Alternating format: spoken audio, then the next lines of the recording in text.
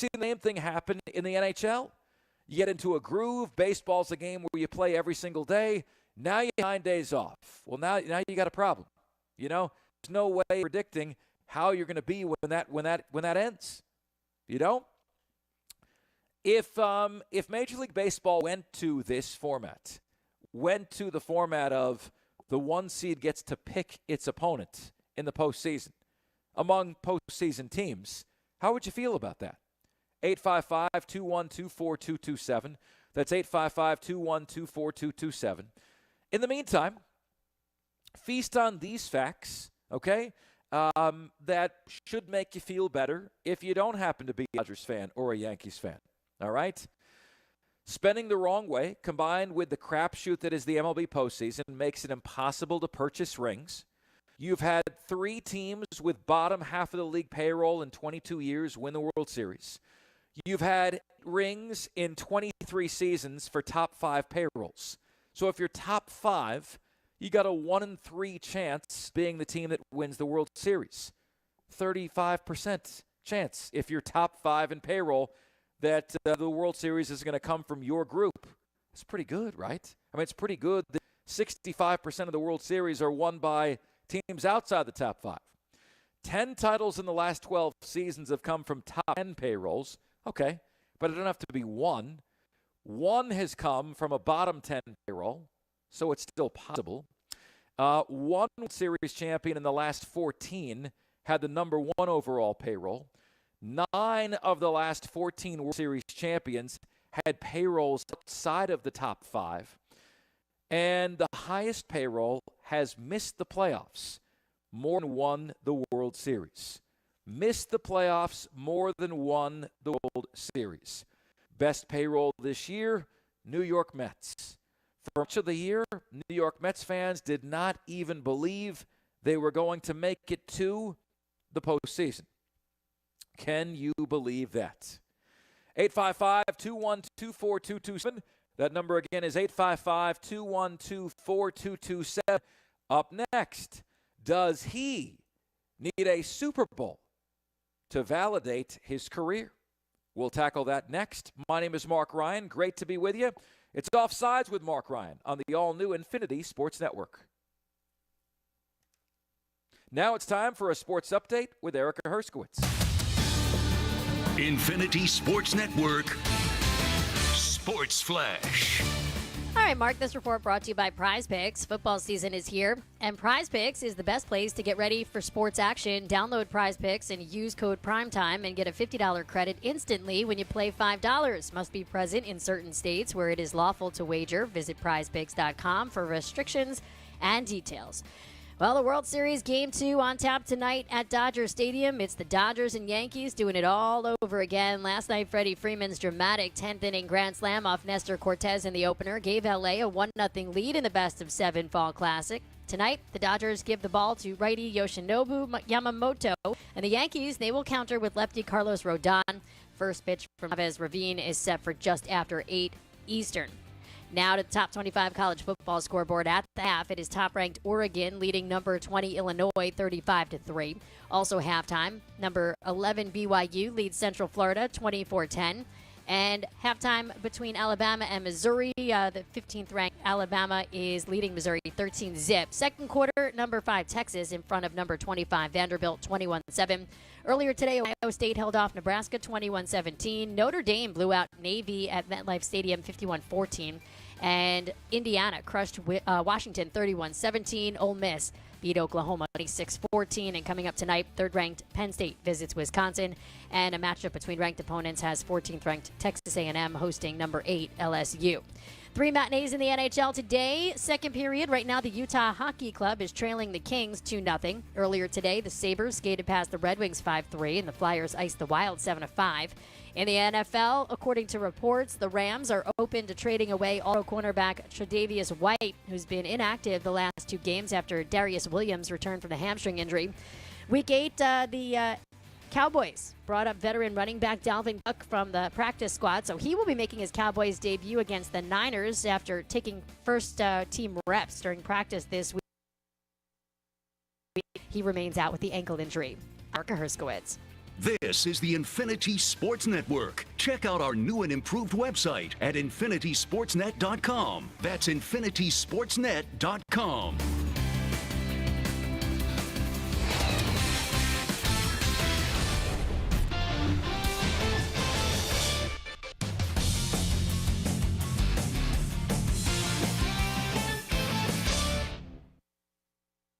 All right, when it comes to getting life insurance for your family, a lot of excuses can get in the way. But ask yourself this. If something were to happen to me, who would pay the mortgage, the kids' education, and the other bills? Then forget the excuses and... The following is an exclusive presentation of Pirate Radio, the voice of the Pirate Nation.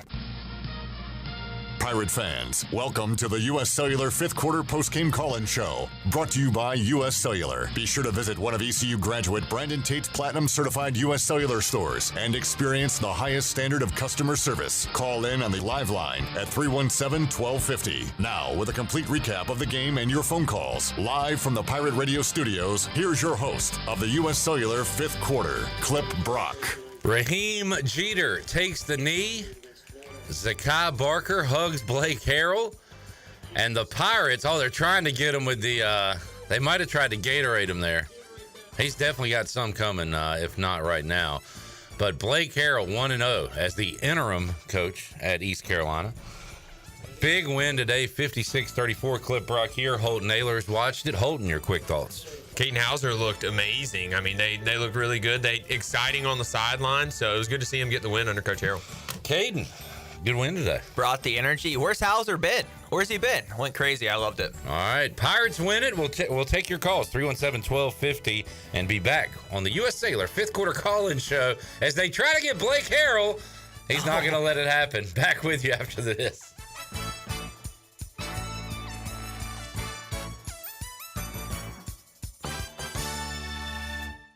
Attention Wings Over lovers. There's a new flavor that is sure to put you in a trance. Introducing the all-new Cajun Voodoo flavor. Try this blend of spices that collide in an explosion of flavor, combining cayenne, sugar, and a hint of magic today. Every bite leaves you craving more, as if entranced by some voodoo spell. And don't forget, Wings Over is open for lunch every day and is open until 3 a.m. on Fridays and Saturdays. So try the new Cajun Voodoo today. Give them a call at 758-9464. Wings Over Greenville, they deliver.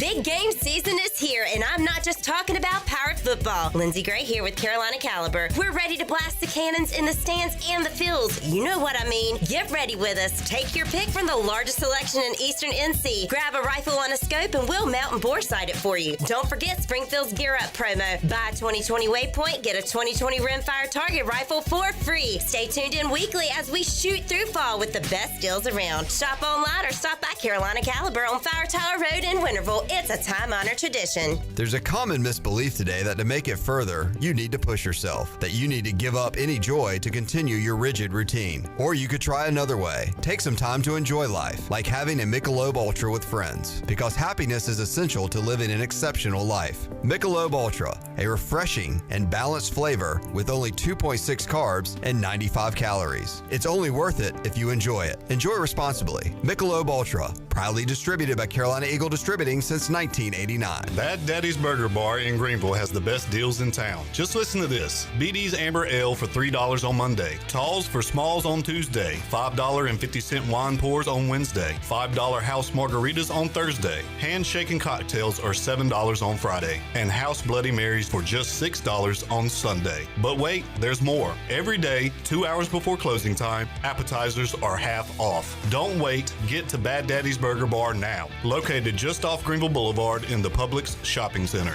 Go Pirates. I'm here with Jamie Lane with Carolina Hardscapes and Pools. Jamie, what's new? For starters, we're building our new building out at 5019 Highway 43 South. We've also put together a 10-day pool package. A 10-day pool package? What does that mean? Well, people think pools take a long time, but with this package, we break ground and have you swimming in 10 days. Go to CarolinaHardscapesandPools.com or by calling 364-1201. You can stop by our office on Fire Tower Road. We can make your backyard dreams into a reality with landscaping, patios, fireplaces, and outdoor kitchens. Carolina Hardscapes and Pools. goals. Enjoy the outdoors. Bostic Sugg Furniture's 87th anniversary sale is a pretty big deal, and so are the savings. Shop special anniversary savings on Lazy Boy, Bassett, and Maven. Best Serta, Helix, Ultra Comfort lift chairs, and more. Special savings on closeout accessories. Framed art values to $350, now $69. Buy any table lamp, get a matching one free. And in celebration of our founding in 1937, get local delivery for $19.37 during the 87th anniversary sale at Bostic Sugg Furniture. Pirate football is back, and the only way to dress for game day is to visit UBE or pirateware.com. UBE has all your game day apparel, such as polos, tees, hats, and jerseys. UBE also has all the merchandise to keep your tailgate undefeated. Pirate flags, decals, face tattoos, and more. And for your little pirates, visit our Crow's Nest with Pirate Nation's largest selection of youth apparel. UBE has special hours on Sunday after home games, open from noon till 5. And you can visit pirateware.com anytime. UBE, where every day is game day. The Rick House is Eastern North Carolina's premier restaurant and bourbon authority. Jefferson's, Basil Hayden, Woodford Reserve, and a Midwinter Night's Dram are just a few of the incredible bourbon options. The Rick House features the very best steaks and fresh, made-from-scratch pastas. The Rick House can host your corporate event or special parties in the 3,000-square-foot banquet hall. Join the Rick House for Sunday brunch from 10 a.m. to 2 p.m. and for the wine tastings on the last Friday of every month. The Rick House. This is Holt Nailers, and you're listening to Pirate Radio, the voice of the Pirate Nation.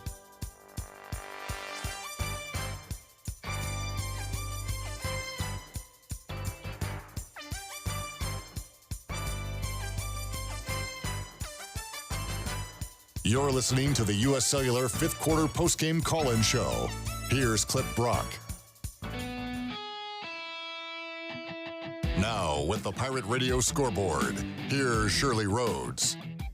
All right, let's run down some of the finals from earlier today. Memphis defeated Charlotte 33-28. It was Virginia Tech over Georgia Tech 21-6.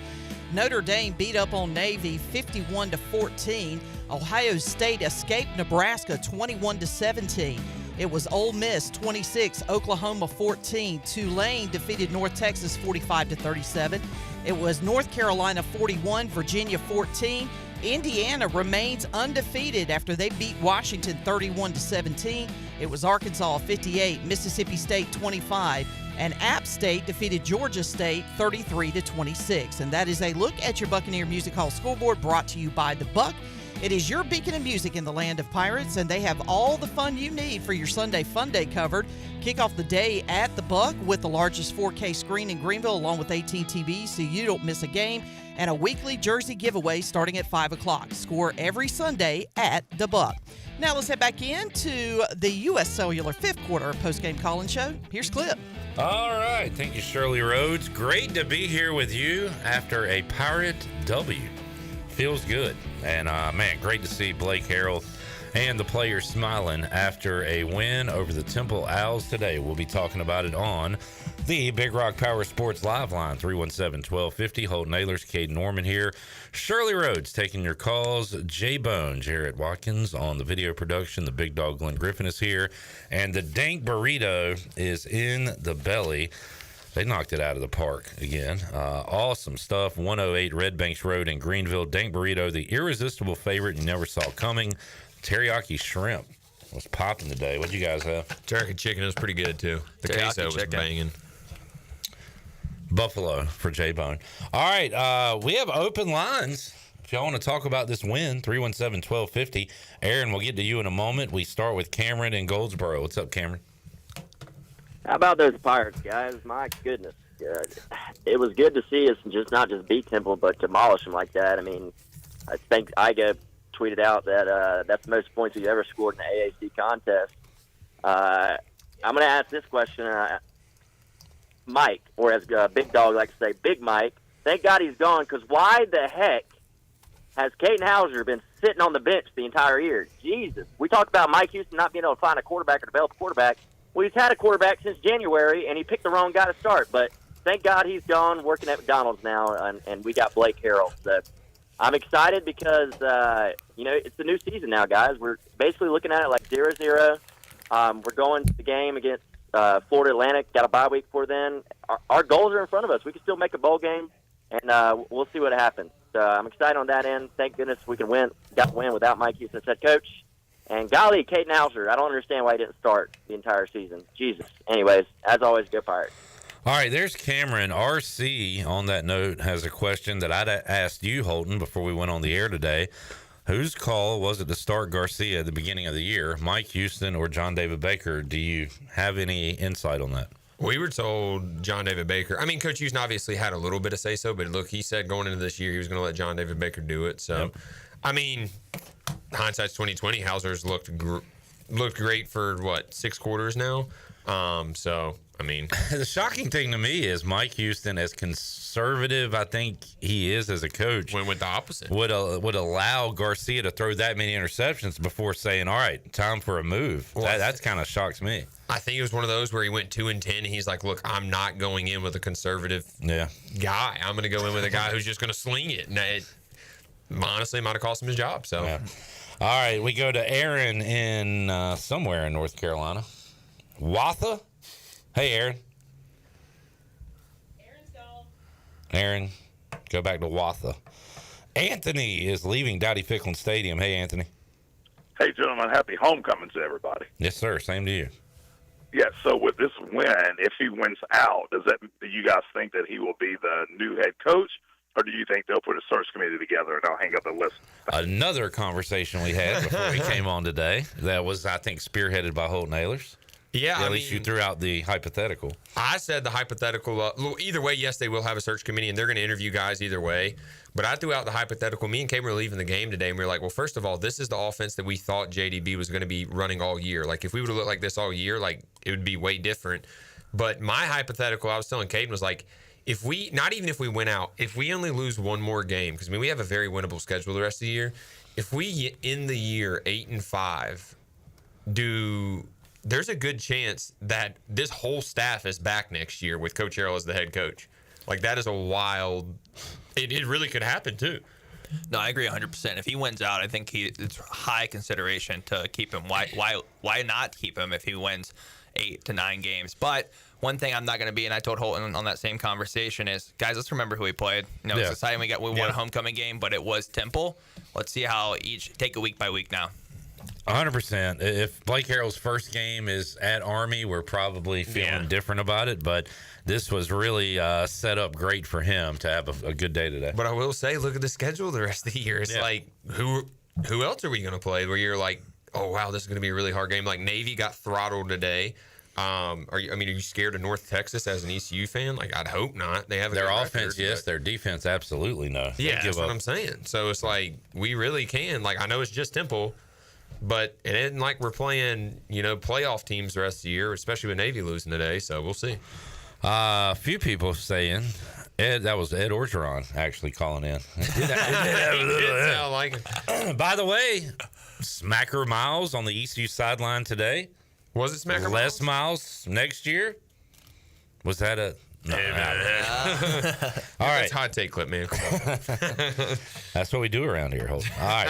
Kenny is up in Blunt's Creek on the Big Rock Power Sports Live line. What's up, Kenny? Hey, guys. Nice to be calling in on a good note that we got a win. We saw some offense today, which was nice. Still a little question on our defense, but hey, they got some plays in. The only concern I really have right now going forward is our special teams really need to step up their game because I don't think they're living up their expectations where you hire a coach that's dedicated to them. But hey, man, let's I shouldn't have talked about the negative. Let's just keep positive. We got a win. Let's get back here on Thursday night and get another win, and we just keep building on that. And thank you guys for taking the call, and go Pirates. Kenny, good to hear from you as always. Kenny feeds me and Caden Jello shots at the Pirate Radio tailgate every time. So we love Kenny, though. Appreciate the call, Kenny. What do you think about the special teams? That's a great call out by Kenny. Where you start your field position or where you start and you let your opposing team start, it's a big advantage of likelihood. Are they going to score or not? And the last 2 or 3 games, we've really done a poor job on kickoff, and teams have scored. So I agree 100% with Kenny. We have a coach. We got to step that up. In the beginning of the year, we were high on the special teams, but the last few weeks, they've just haven't had the hottest performance. I'll tell you one thing that I would like the new coach to do is offer a kicker that can kick a field goal and kick a kickoff through the end zone. Like, it's just give them a scholarship, because you can get a scholarship. Jake Verity was the last full scholarship kicker. I believe maybe Owen Daffer was for 1 year that got recruited out. No, yeah, Jake was the only high school kicker sent in forever that we offered out of high school full scholarship, and look what he did. So that's a great take. I was watching, I can't remember what podcast it was, and I hate that I can't remember, but I was watching, and it's like all the big schools, like your Power 4 schools, they're getting transfer kickers. It's the G5 who has a chance to get good high school kickers. I know it's a risk, but it's a chance. You find a good high school kicker, give him a scholarship. Yeah. 317-1250. We have open lines if you want to jump in on the U.S. Cellular fifth quarter call-in show. Not a lot to say after a Pirate win today. Can I ask a question? Yeah, we'll go to Jarrett and Zebulon. What's up, Jarrett? What's going on? Holton, what do you think about JDB being on the sideline today? Me and Kane were talking about that too. I like it. And one thing I will say is, like, he brought the juice. Harrell was down, obviously, on the sideline now. It's just a different vibe. And, like, you could tell the team, we were saying this off air, is like, sometimes teams need something to bring them together. Sometimes it's just like, it's so easy when the games are going negative, the fans are going negative, you think your coach is going to be fired. It's so easy just to, go into your own little group or whatever. But when you truly feel like your back is against the wall and everyone's together, like, that's what you saw today. And I think JDB and Coach Harrell being on the sideline helped with that. Yeah, I second that. What I noticed is there was a drive where we had to punt, and JDB was out there dabbing guys up. And just getting that feeling, I think it fueled the team, and seeing turnovers. Like, the whole sideline for the first time this year was, like, on top of each other. Like, you wouldn't practice. Like, you remember those days when we used to play. Like, everyone got riled up, and it was great to see finally this year. All right, 317-1250. We go back to John in Greenville on the Big Rock Power Sports Live line. Hey, John. John boy. No John. We are getting another call. John? Now we got John? Hello? Hey, John. Hey, what's happening? What's up? Yeah, so it was a great win. 1-0 for Blake Harrell, but I'm still thinking we could have stepped on the throat when we had the chance to, and we didn't. Now, don't get me wrong, it's good to put Jeter in to see what he could do, but we were still just playing just to win the game. Well, I mean, was the throat not already stepped on at that point?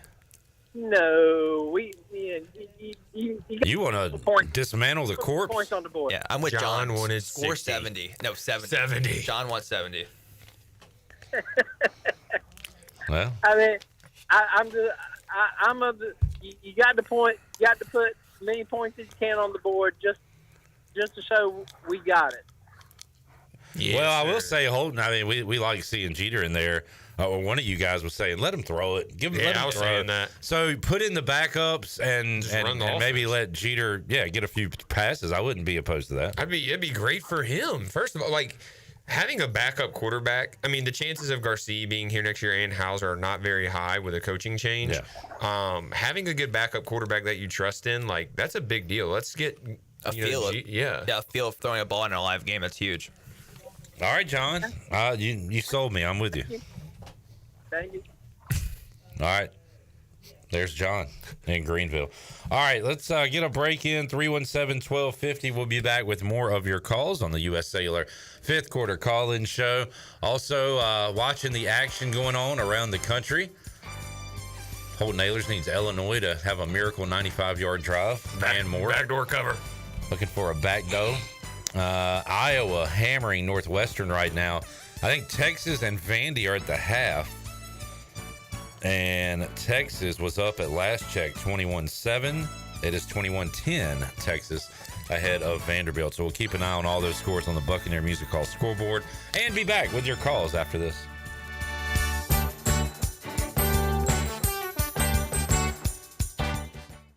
Greenville's hometown pizzeria is Cucinella's. Cucinella's has 2 locations with great options for lunch, dinner, takeout, and they now offer catering. Dine in for lunch with a slice, salad, and a drink with a friend, or stop by after work and grab a beer or glass of wine while you wait for your to-go order. The best pizza, grinders, salads, and homemade Italian ice is at Cucinella's. Cucinella's Midtown across from Best Buy, downtown across from Sup Dogs, and on Facebook and Instagram. Cucinella's, serving handcrafted pizza since 1932. Come taste the difference.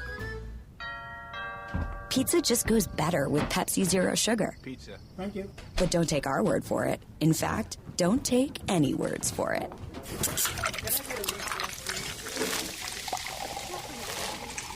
Crispy and cheesy, paired with delicious and refreshing. My mouth is watering already. Ooh, too high. Yeah, we've all been there. Every bite is better with Pepsi. This is Brian Harris with 360 Golf Carts, Pitt County's go-to shop for all things golf carts. We have E-Z-Go, club car, and utility carts to choose from. Whether it's for the beach, riding around the neighborhood, or working in the yard, 360 Golf Carts has the perfect ride for you. If you have issues with your current cart, take it by my shop for an expert's diagnosis. From parts to sales to service, we have you covered. We will even deliver right to you. So come see me, Brian Harris, on Highway 43, just past D.H. Conley High School. 360 Golf Carts, Pirates supporting Pirates. Do you have any real estate questions about buying or selling residential or commercial properties? Are you curious about this current real estate market? Do you need a property manager for all your rental houses? This is proud ECU alum Scott Harris with Harris Real Estate Group, and I would love to help answer every question you have and show you a real estate experience that will be memorable and enjoyable. Every step of the way, I'm here to make your dreams a stress-free reality. Call me today at 347-1857. That's 347-1857. Go Pirates! Hey Pirate Nation, this is Rhonda from Russell's Clothing in downtown Washington. Fall weather is coming and we're ready for some Pirate football. Russell's has a long history of dressing Pirate fans, both men and women. For the men, we offer both logoed and non-logoed from Peter Millar, Johnny O, and Smathers and Branson. Our ladies love Tyler Bowe, Emily McCarthy, and Never a Wallflower for game day. Join us in wishing the Pirates a healthy and successful season. And remember, for all your game day needs, shop Russell's in downtown Washington. Go Pirates! The Holistic Company in downtown Greenville is a family-owned and operated business offering hemp-derived products such as tinctures, topicals, raw flour, skincare products, and more. They even have a drink menu including infused mocktails and frozen lemonade with a variety of flavors to choose from. At the Holistic Company, they pride themselves in offering true education about the hemp plant and its abundant benefits. So stop by 501 Evans Street, just a few doors down from Pirate Radio, to get informed and try the array of products today. While you're sleeping, our whole hogs are slow cooking over wood to create that bite that Eastern North Carolina is known for. I'm Sam Jones, and for more than 3 generations, my folks have been the torchbearers for what whole hog barbecue is supposed to be. At Sam Jones, you'll find plenty of smoke, but no mirrors. Everything, and I mean everything, is made fresh daily, including our sides, sweets, and sauces. Come on over and see us at Sam Jones Barbecue, and I bet you'll be able to taste our passion in just one bite. Sam Jones Barbecue, Fire Tower Road. Do life stresses have you feeling exhausted? Do your golf, tennis, and workouts have your body aching? If so, Kyra's Float and Wellness Studio has your solution. Come visit us at 2800 East 10th Street and try our services like our float therapy, which is a private pool containing a saturated solution of Epsom salt that allows you to float effortlessly for ultimate relaxation and therapy. At Kyra's Wellness Studio, we also have an infrared sauna, cold plunge, and salt and halo therapy that will leave your body feeling relaxed and healed. Contact us today at kyrasfloats.com. Kyra's Float and Wellness Studio. Restful intentions. Pirate Radio. Get it in here. I got one thing to say. This is when the big dogs come out. Damn right. Okay? Damn right. You can't roll with the big dogs. The voice of the Pirate Nation. You're listening to the U.S. Cellular 5th Quarter Postgame Call-In Show. Here's Clip Brock. All right, 317-1250. Hey, we got lines locked and loaded. Justin, David, William, we'll get to you in a moment. Cameron had our Pirate Towing first call of the 5th quarter. Pirate Towing, the exclusive towing partner for East Carolina Athletics. Pirate Towing is here for you every game day, and they offer roadside assistance. If you're locked out of your car, you can call Pirate Towing at 955-4670 or visit them on Facebook. Pirate Towing, the preferred towing partner with ECU and Pirate Nation. All right, let's go to Weston in Myrtle Beach as he kicks us off this segment. Hello, Weston. Clip, What's up? Colton, Caden, good to see you guys. Or not see you guys. I'm watching you on my TV at home, but good win today. I mean, it's good to get back into the win column. I mean, it's been a rough week for these guys, and I posted on Hoist the Colors this week is just to kind of, as a fan base for us, to band together. It's been a hard week for these guys, a lot of social media trauma, a lot of stuff going on in the war building, and it's just been a hard week for these guys that have had a coach. They've never had to go through something like this, and as a fan base to rally around the players. I think that's the main thing for us, but it was good to see Caden Hauser play exceptional football today outside of the 2 picks. I say the 2 picks, but one I kind of count as a punt. That 4th down kind of on our own side of the field there in the second half, but overall really well done. I mean, a lot of blown coverages today by Temple. Good in the running game. Good to see the 2020 version of Rajay Harris show back up. But defensively, we got to get our wits about us again. Another week where we gave up a lot of points. I think the main thing that we're missing the most is that the missing piece to this puzzle for the defense right now is Savone Revel not being in the lineup. I mean, that torn ACL is really hurting us in the secondary. Outside of IBM, you don't have a lot of guys there that can cover the football. I mean, Dontavius Nash got beat on 2 touchdowns today. So you got to fix that, put in different guys, different scheme, whatever it's got to be. But I have a soft prediction for the rest of the season. We went out and we faced the North Carolina State Wolf Puppies in the Military Bowl, and we get our revenge that Mike Houston could not get by beating in-state opponents. So I'm going to hang up and listen, and I'll see the Wolf Puppies in December up in Annapolis. You guys have a good night. All right. Good call, Weston. Appreciate it. Weston, there's also a chance that we visit you in Myrtle Beach for a bowl game this year. So yeah, there's a chance for that. Could be a home game for Weston. All right. 317-1250, Big Rock Power Sports Live Line. William's up next in LaGrange. Hey, William. Hey, guys. What's going on? What's up, man? It was actually fun to watch today. First time since Houghton graduated that it was actually fun to watch the Pirates play. Just looking at them today, their demeanor and body language today looks so much different than it has the last 2 games and maybe the second half at Liberty, which that was a special deal with that long weather delay and everything. But they look different from the snap of the ball. Where the last, like I said, the last 2 games, they look like they'd rather be anywhere else.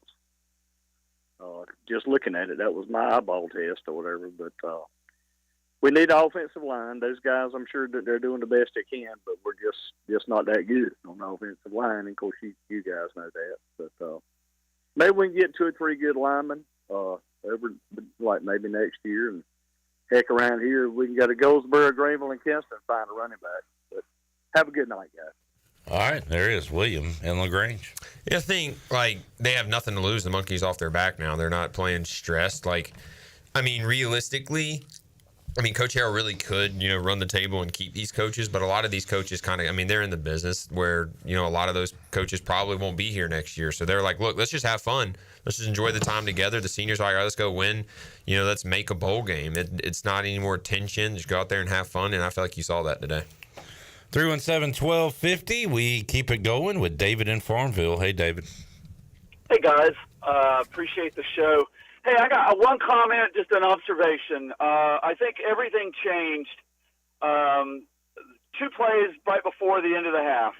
Had the ball, really weren't trying to do anything, ran a running play for nothing. About 20,000 boos then pursued. They called timeout. They came back. And from that point forward, I think they attacked.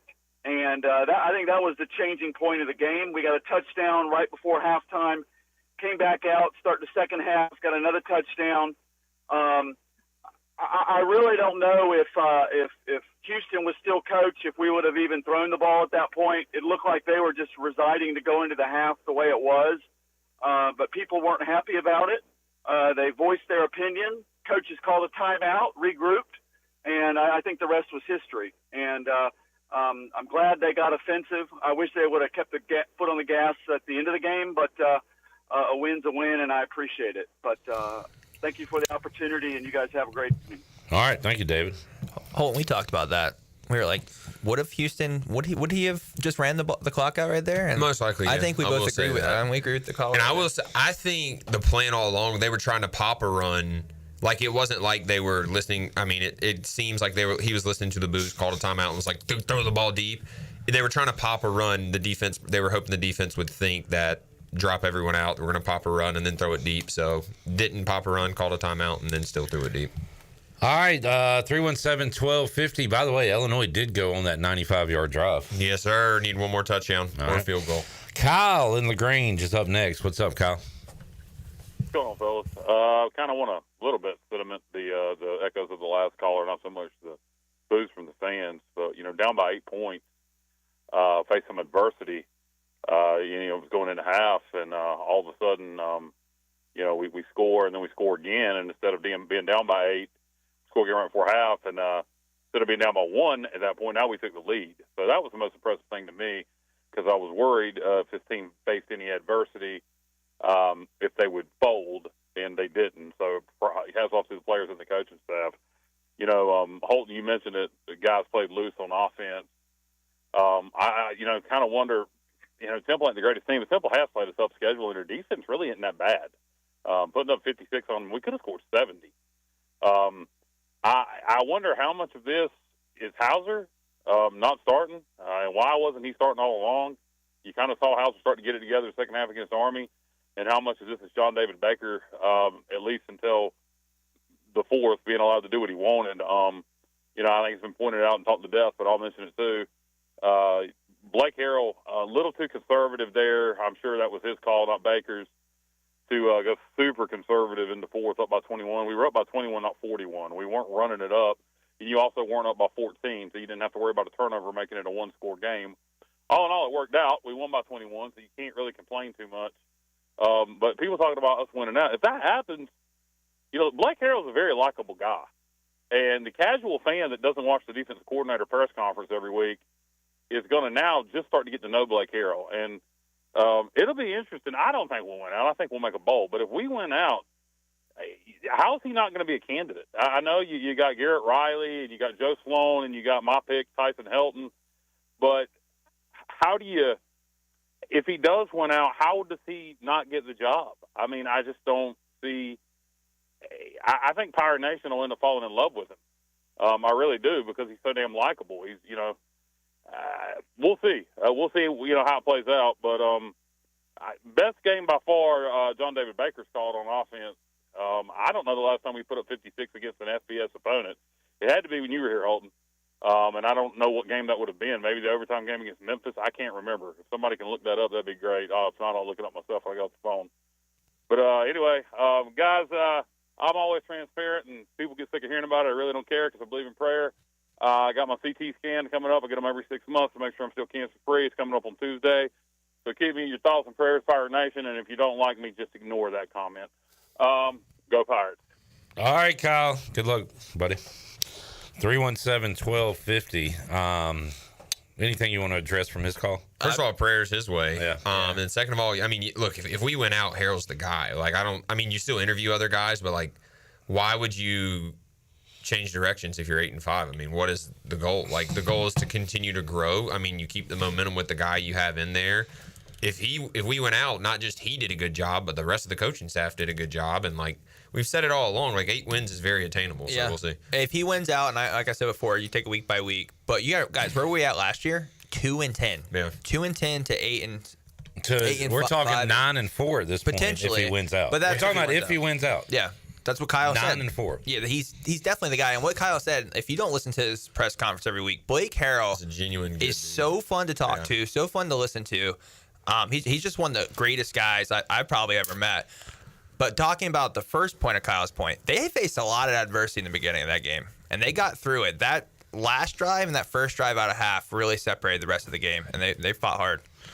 All right, should we get a break in, Shirley, and we'll get to Mitchell?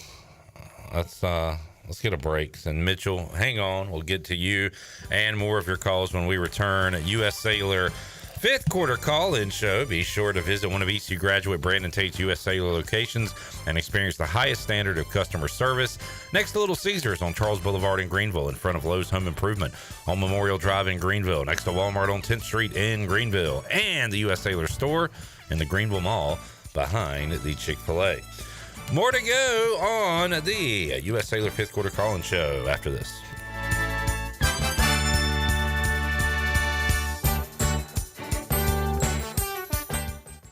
Do you ever talk to yourself about where to eat today, and then you hear Warren's hot dogs? Then you're thinking, yeah, 2 hot dogs, chips, and a drink for $7.50 would be awesome. Warren's hot dogs. And maybe some homemade lemonade, perhaps a pizza or a sub, and definitely an apple or peach turnover. Warren's hot dogs. Don't overthink where to eat today. Go to Warren's Hot Dogs in Greenville, across from Ron Ayers, or in Chocowinity next to the fire station. Warren's Hot Dogs, serving the Pirate Nation since 1991. Go Pirates! East Coast Grading and Utilities is your source for clearing, hauling dirt, and concrete work. East Coast Grading and Utilities handles all sewer and water issues as well. I'm David Vaughn. Whether putting in a new subdivision or helping you with any and all of your drainage problems, I can get the job done. Call me at 531-7494. No job is too big or too small. East Coast Grading and Utilities. Friends helping friends. 531-7494 for East Coast Grading and Utilities. Take a hit from a 300-pound linebacker, and you better be wearing pads. Take a hit on the road, and you better have good auto coverage. When you've got North Carolina Farm Bureau Auto Insurance, you've got the best local agents ready to help you bounce back. If you don't, well, you'll probably play football without a helmet, too. This is proud ECU graduate and former baseball player Brandon Manning. Give me a call today, and let's talk about your insurance coverage and about the Pirates. Call 531-1812 and go Pirates. There have been many changes in the automotive world. At Phelps Chevrolet, the Phelps boys are here to take care of you. Mike, Daryl, and 4 of Mr. Phelps' grandsons, Wade, West, Allen, and Clay. You see, things at Phelps remain the same. The Phelps team has served Eastern North Carolina for over 50 years. We make your visit easy and fun. We are your neighbors, and that's what neighbors do. Phelps Chevrolet in Greenville. Like Mr. Phelps' great-granddaughter says, come in and get you one. Find new roads with Chevrolet at PhelpsChevrolet.com. Slow ruins everything, so why not pay less for fast? U.S. Cellular's home internet gives you the speed you need for just $39.99 per month when bundled with a wireless plan with a 3-year price lock guarantee.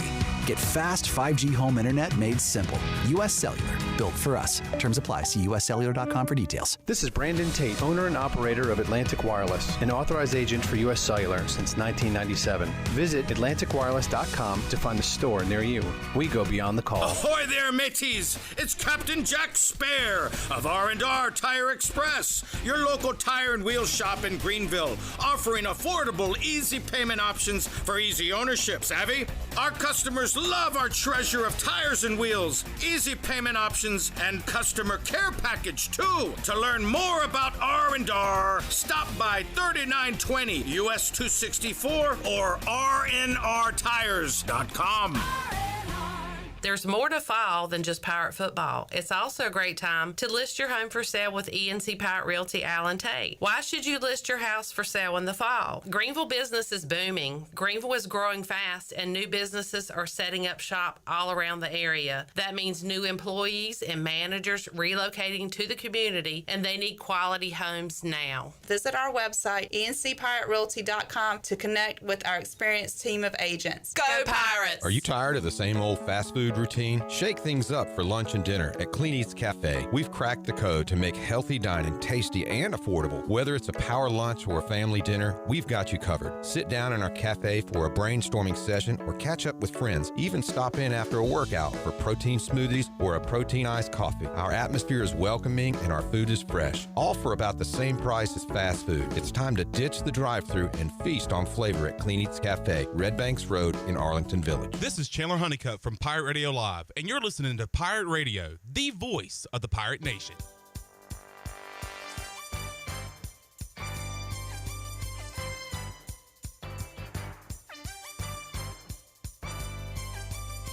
You're listening to the U.S. Cellular fifth quarter postgame call-in show. Here's Clip Brock. Now, with the Pirate Radio scoreboard, here's Shirley Rhodes. All right, the third quarter sees BYU leading UCF 34-10. Oregon has a 35-9 lead over Illinois at the start of the fourth quarter. It is Alabama 20, Missouri nothing in the third. Iowa is leading Northwestern 40-7 in the third quarter. It is Baylor 24, Oklahoma State 20. UConn has a 7-3 lead over Rice in the third quarter. UTSA is all over Tulsa 42-24 in the third quarter. It is Texas Tech 31, TCU 21 in the fourth quarter, and Texas has a 21-10 lead over Vanderbilt in the third quarter. And that is a look at your Buccaneer Music Hall scoreboard, brought to you by The Buck. It is your beacon of music in the land of pirates, and The Buck has all the fun for your Sunday fun day. Kick off the day with the largest 4K screen in Greenville, along with 18 TVs, so you don't miss a game. And we do weekly jersey giveaways starting at 5 o'clock, so you can score every Sunday at The Buck. Now let's head back into the U.S. Cellular fifth quarter. Here's Clip. All right, things are getting heated over here on the U.S. Cellular fifth quarter call-in show. Break up the Illini. Interception on Dylan Gabriel pass, and Illinois has got the ball back. All right, we got one open line, but Shirley is answering that call right now, so we have no open lines. Blake, Samuel, hang on. We'll get to you in a moment, but we'll start this segment with Mitchell in Winston-Salem. Hello, Mitchell. Hey, Clip. It's good to talk to you, man. You too, man. I don't know if this game is going to mean anything 6 weeks down the road, but it sure meant a lot today. I don't know if you saw Blake Harrell down there on the field in the game, players just swarming him, hugging him. It was a great thing to see, and the weather was great. The crowd on the press box side was great. The score was great. The offensive line looked great. Hauser looked great. So there was a lot of positive things that happened today that I don't know if you can attribute them to just the team coming together to support Coach Harrell, or I don't know if it was because we were playing a team that's, going to be near the bottom of the conference, but it really doesn't matter. We got back to even. I think we can beat Florida Atlantic. I think we can beat Tulsa. So a bowl game is a definite possibility. And Navy got beat pretty handily today by Notre Dame, so they don't look like world beaters. So, 6 or 7 wins in a bowl game, it could make it very difficult to not turn the reins over to Coach Harrell. A decision that John Gilbert and whoever is in his ear with money is going to have to decide. But Mitchell, good to hear from you, man. Yeah, I think we looked pretty good today. There was some concerns. We had a few tip balls that from Hauser had that turned into a pick, and then the defense, I thought, kind of got beat up on the line of scrimmage for a better half of the game on physicality front. Yeah, I mean, the games are very winnable, so that's something the administration has to look at if he does go like 7-5. Like, is that enough to keep him? But hey, we love Coach Harrell. Give him a shot to at least make it. I mean, shoot, I'm pulling for him. Let's go. And I do think a lot of today had to do with Temple. Me too. Yeah, they're not good. Yep. Samuel's up next in Greensboro. Hey, Samuel. What's up, guys? How are you guys doing this afternoon? Great. How are you? Great. Good. Great Pirate win. I am generally satisfied. I'm not fully satisfied because, we hung a good number in the third quarter, but we scored nothing in the fourth quarter, and they were hanging with us pretty close in the first half. So I'm generally satisfied with the win. I'm very thankful that Blake Harrell stepped up and really took the reins of this program. I think we're on the up and up, but I still think there's some things that we need to work on. I'm still a little hesitant on what we're going to look like this for the rest of this season, but generally I'm satisfied. So go Pirates, and thanks for what you do. Appreciate you guys. No doubt stuff to clean up, Samuel. Pirates gave up a ton of points today and had a couple of turnovers, so always something to clean up. Hey, I'm all for a great offense and a bad defense now. It's exciting football to watch. And those turnovers, I don't think any of those were on Hauser. They weren't really bad decisions. No, they weren't bad decisions. One was the defense lineman tipped it, which that's an O lineman's fault. The other was fourth down or third down? Yeah, he just kind of threw it up. And it was just a punt. So I don't think any of those were actually really turnovers in my book. So going into the Liberty game, I said we're due for like a bad defensive performance. And there are college scores every Saturday that are 45 to 42 and 53 to 48. Like, sometimes you just got to score 40, 50 points. Other teams do it. Why can't we do it? Well, today we did. And if you give up 35, who cares if you score 50? Let's score. I mean, look, offensive schemes are just too good nowadays if you really think about it. I mean, these coaches are very, very good with the comms now. They have the film on the sideline. Like, you don't have NFL guys, on defense that can go out there and shut down everything they've played for 10 years. Like, these are 18-year-old, 19-year-old kids. So, I mean, you're always going to be bound to give up some points. All right, 317-1250. We go back to the Big Rock Power Sports Live line and talk to Blake and Carrie. Hey, Blake. What's up, guys? Good win. It was, like somebody said earlier, really fun to watch for the first time in a while. But I did want to talk about the head coach scenario, right? And Holton and Caden, I've been listening to you guys for the past week talking about the different options that we have and talking about how some of these options would do really well for NIL, would do really well with transfer portal stuff. And I'm curious what your thoughts are since you guys have been under Blake Harrell, not as a head coach, obviously, but how do you think if he does get the job, he would handle transfer portal, NIL stuff? And is that something that we need to weigh to either go with him or someone like a Joe Sloan or Garrett Riley or somebody else like that? Look, I will say, Coach Harrell's a very, very likable guy. Like, you run into him in the community. He's Caden ran into him at Luna Pizza the other night, and he paid for Caden's meal. And, that was before he was the head coach, any of that. He's just a genuinely good guy. And we've said it kind of behind closed doors, I guess, Caden, not publicly, but, Coach Harrell is more of a real world, this new college football of NIL and transfer portal. He fits that mold more than Coach Houston did. Coach Houston was a really good coach before you could transfer immediately and go play, because Coach Houston could build a program up through making it tough on you and you having to stay there and get through it. And when you got through it, he would have good football teams. But as soon as they changed the rule from you got to sit out a year when you transfer to just you can transfer and play, you couldn't coach the same, and that kind of changed the way Coach Houston coached, whereas Coach Harrell kind of fits that mold a little bit more. I know I'm just kind of babbling here, but I think he'd be really good at it. Look, he's very liked in the community. Just go if you ever run into him. He's not a big guy. He's not gonna be just a me guy. He's all about the team. So I think it'd be really good. Yeah, I think Harrell can navigate the NIL. I also think more and more we talk about this NIL aspect. East Carolina, we don't have the money like that. We're not having millions to really hammer the NIL. But I'll give Harrell a big shout out.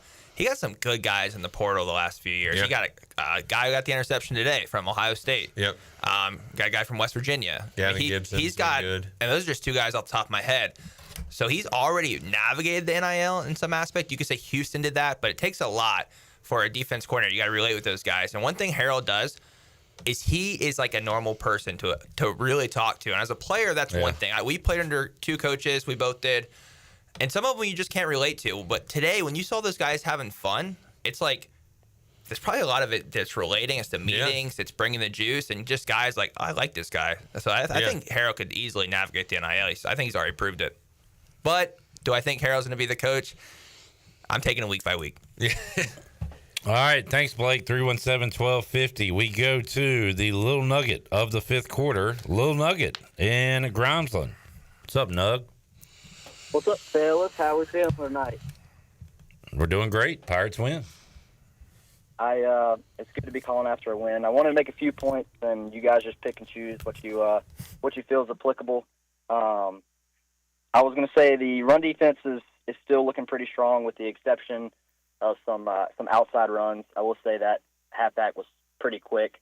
Definitely not Keaton Mitchell 25 speed, but he had his own little gear there. But I thought Hauser looked really poised early on, with the exception of those batted passes, which you can't really do a whole lot about. He had a couple of questionable late releases on some passes, but I think we've been saying it all year. You can kind of tell as soon as the offense went off their 15-play script, I think it kind of stalled out a little and we kind of picked back up. But what do you guys think? You guys feel like you saw maybe some similar stuff from earlier on this year? Or do you feel like John David Baker was kind of let loose a little bit today?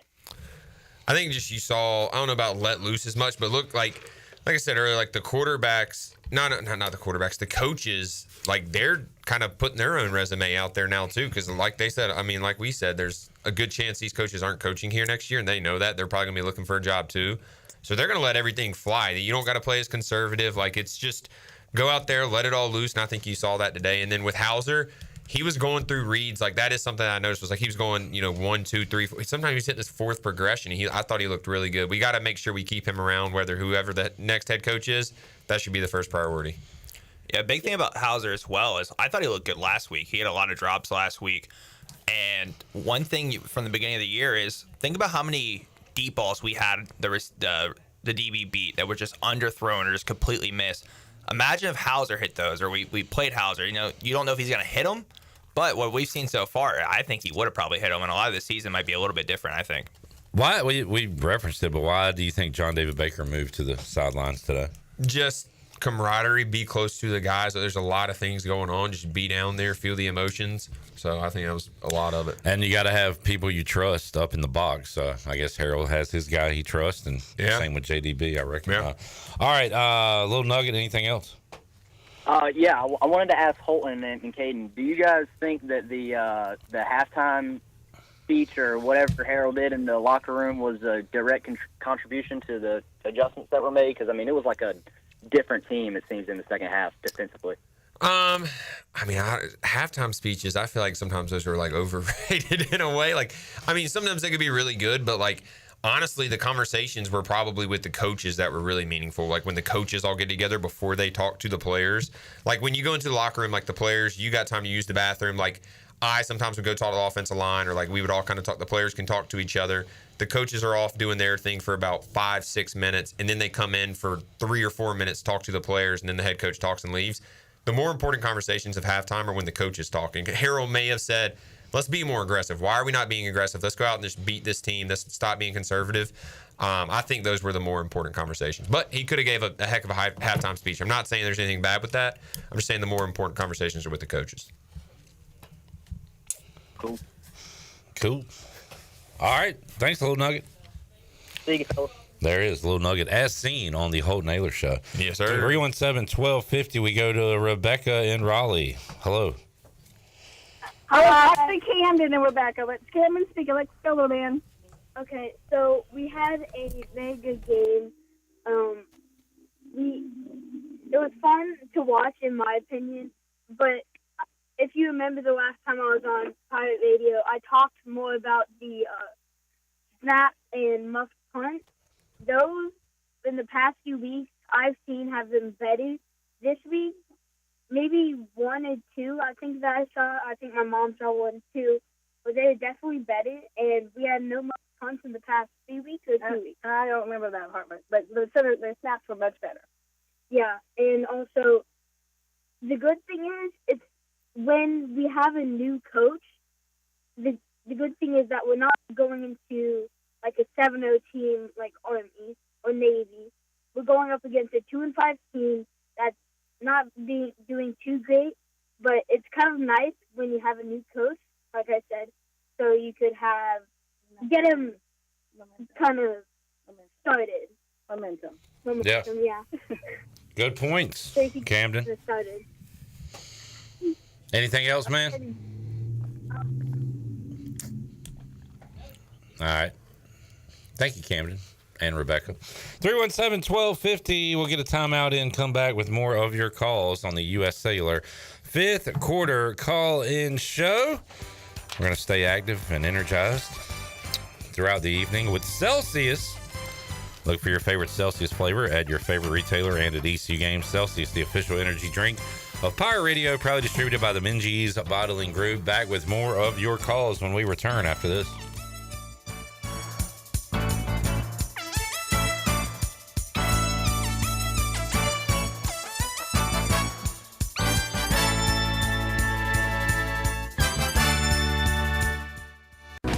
Slow ruins everything.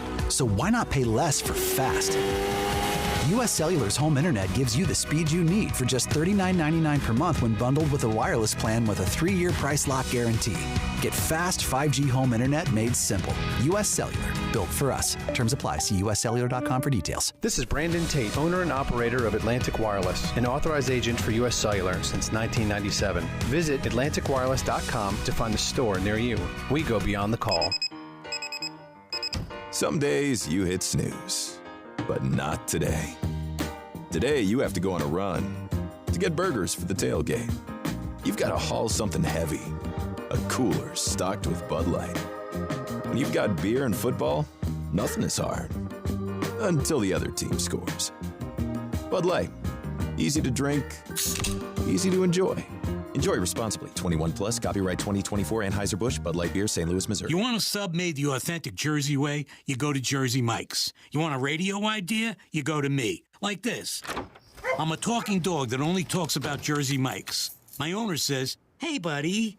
And I'm like, "Get me an authentic Jersey sub." He says, "That's all you ever think about." And I say, "No. I also think about teaching myself to drive the Jersey Mike's, but until I figure that out, you're all I have." Woof, woof.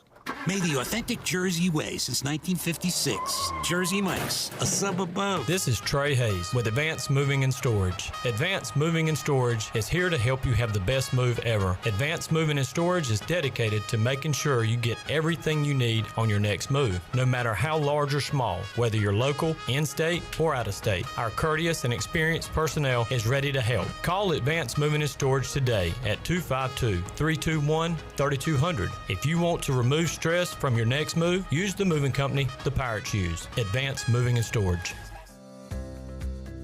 Do you want to get rid of wrinkles, tighten and lift your skin, smooth your skin texture, erase veins and brown spots, get rid of unwanted hair and under-eye fat pads? Are you interested in Botox or filler?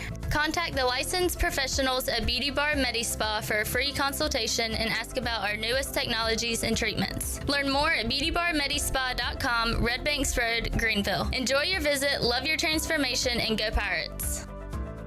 Are you ready for football? Big Rock Power Sports and Marine is your complete source for recreation and marine sales and service. With a full selection of ATVs, side-by-sides, motorcycles, slingshots, watercraft, pontoons, and boats, Big Rock Power Sports and Marine is sure to have what you're looking for in everyday adventure. With 5 locations in North Carolina, Rocky Mount, Lake Gaston, New Bern, Elizabeth City, and of course, Greenville. You can find us on Facebook and Instagram or online at BigRockPowersports.com. Big Rock Power Sports and Marine. Choose your adventure. The Buccaneer Music Hall is your beacon of music in the land of the Pirates in ENC. Open at noon 7 days a week with live music. Come enjoy sports trivia with me, Clip Rock, every Monday. Tuesday and Wednesday, it's live local acoustic night, along with line dancing from 7 to 9 on Wednesday. Thursday, there's a brand new lineup with Singo starting at 8, followed by karaoke with DJ Dog. Ladies and free both Friday and Saturday nights with the best local bands in the area. Finish the weekend with free games and DJ Kids Scene. Y'all come get bugged up. Ahoy, Pirate Nation. This is Lady Pirate Marissa, and you're listening to Pirate Radio, the voice of the Pirate Nation.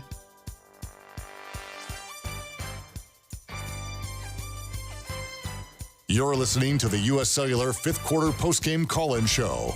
Here's Clip Brock. All right, 317-1250. Vandy threatening.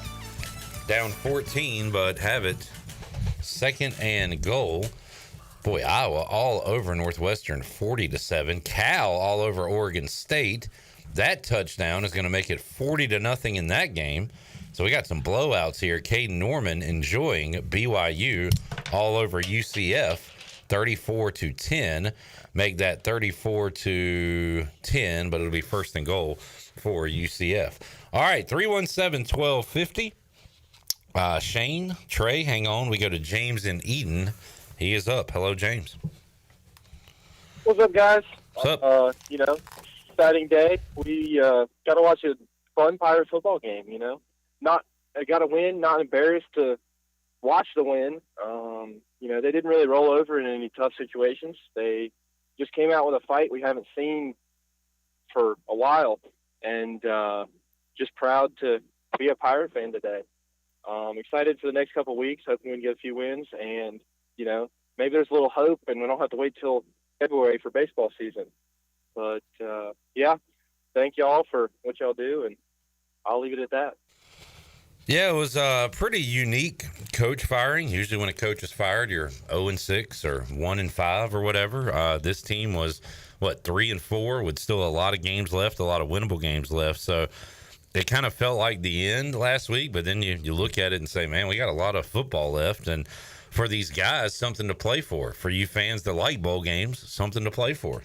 It's out there. Hauser said at the ESPN press conference or whatever, he was like, it's a new season almost. Our goal is to make a bowl game. It's like a fresh start for us. So I'm excited to see it. And yeah, I mean, we'll see. Hopefully we can make a bowl game. I like bowl games. Why not? I like bowl games, yeah.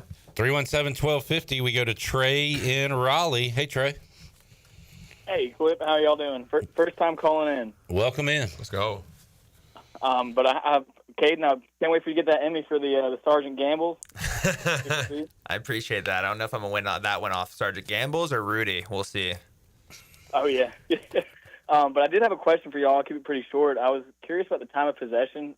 With this being our second best time of possession this season, is there a way that we can get better time of possession throughout the season to maybe help, have our defense going on the field a little bit, having a little bit easier ball handling and be able to have the defense on the field a lot less?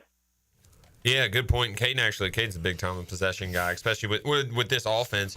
I think he did a really good job of like mixing and matching. Look like you can go fast at times, but also just slow it down at times too. Just don't always go full speed tempo every single play. And look, this is JDB's first time calling an offense. You can tell he's kind of getting into his zone a little bit now. He's understanding the tempo a little bit better. I think when he first got here, these first couple games, he was trying to set the tone for the fans and for himself and just being like, we're going to be the fastest offense in the country. We're going to do this. And now he's realizing, like, there's a lot more to it than tempo. And I think he's kind of coming into his zone a little bit. Hopefully we can keep it going. And, look, I'm telling you, if we keep winning, these coaches might be here next year. So we'll see how it goes.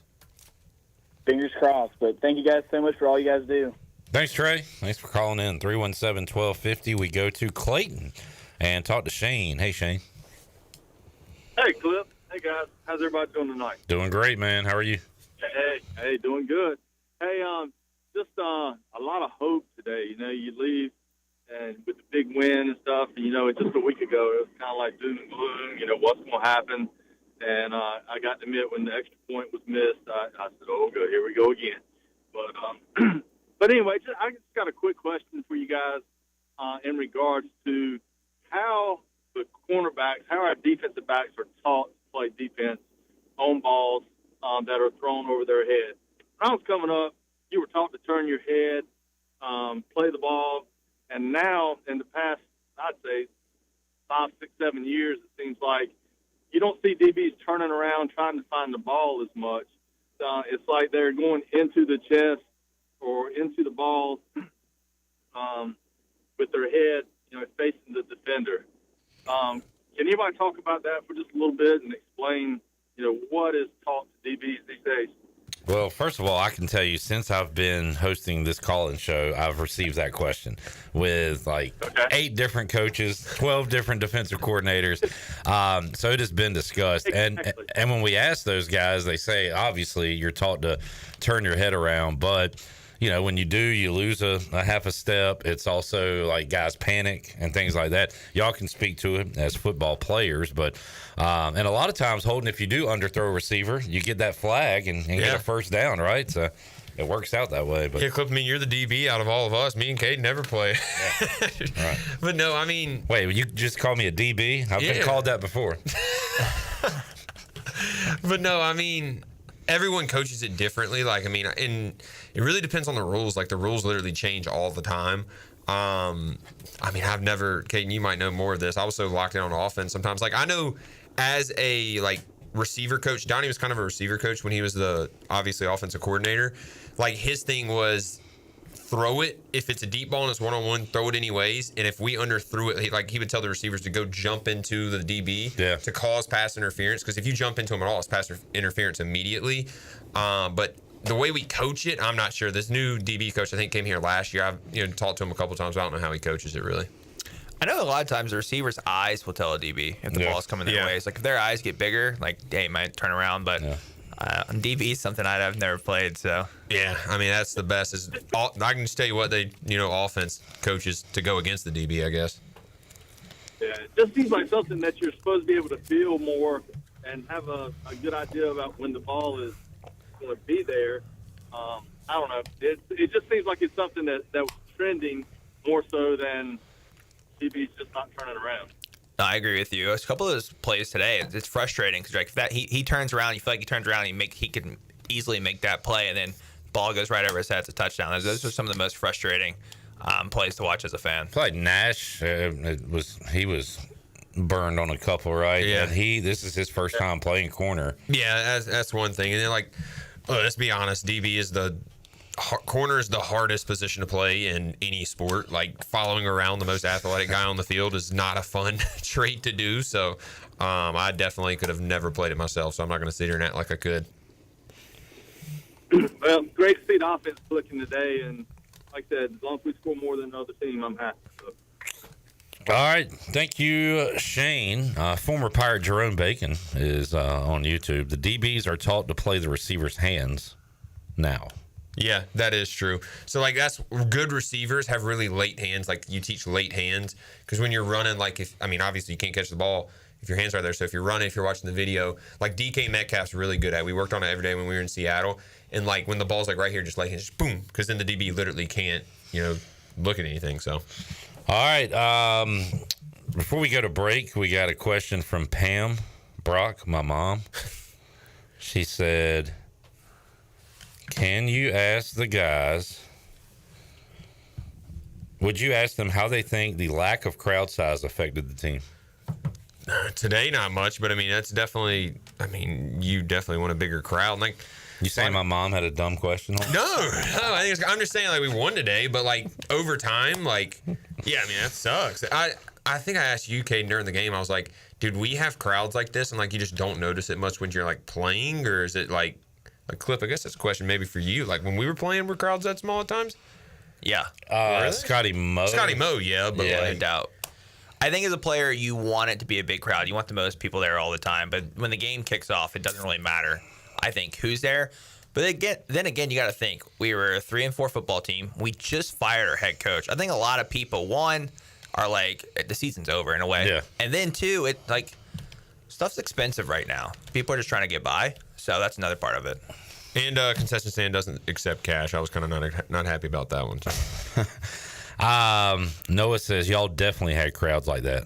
Yeah, shoot, I'm genuinely I like asking. that you didn't know, though. Yeah, they're logged in. That's good. That's what you notice when the crowd is like, it always feels louder when you're down there, though. That's what I'm asking is, like, did we have, like, were a lot of our crowds like that? I just didn't know, or?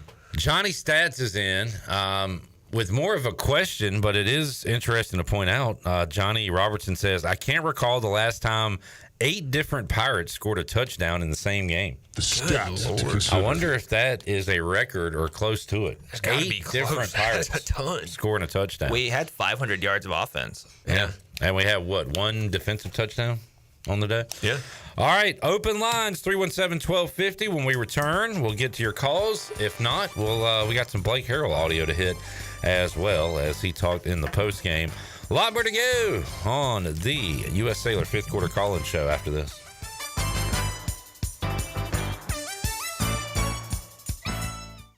At Tiebreakers, we pride ourselves on serving big, juicy wings. I'm talking big and juicy.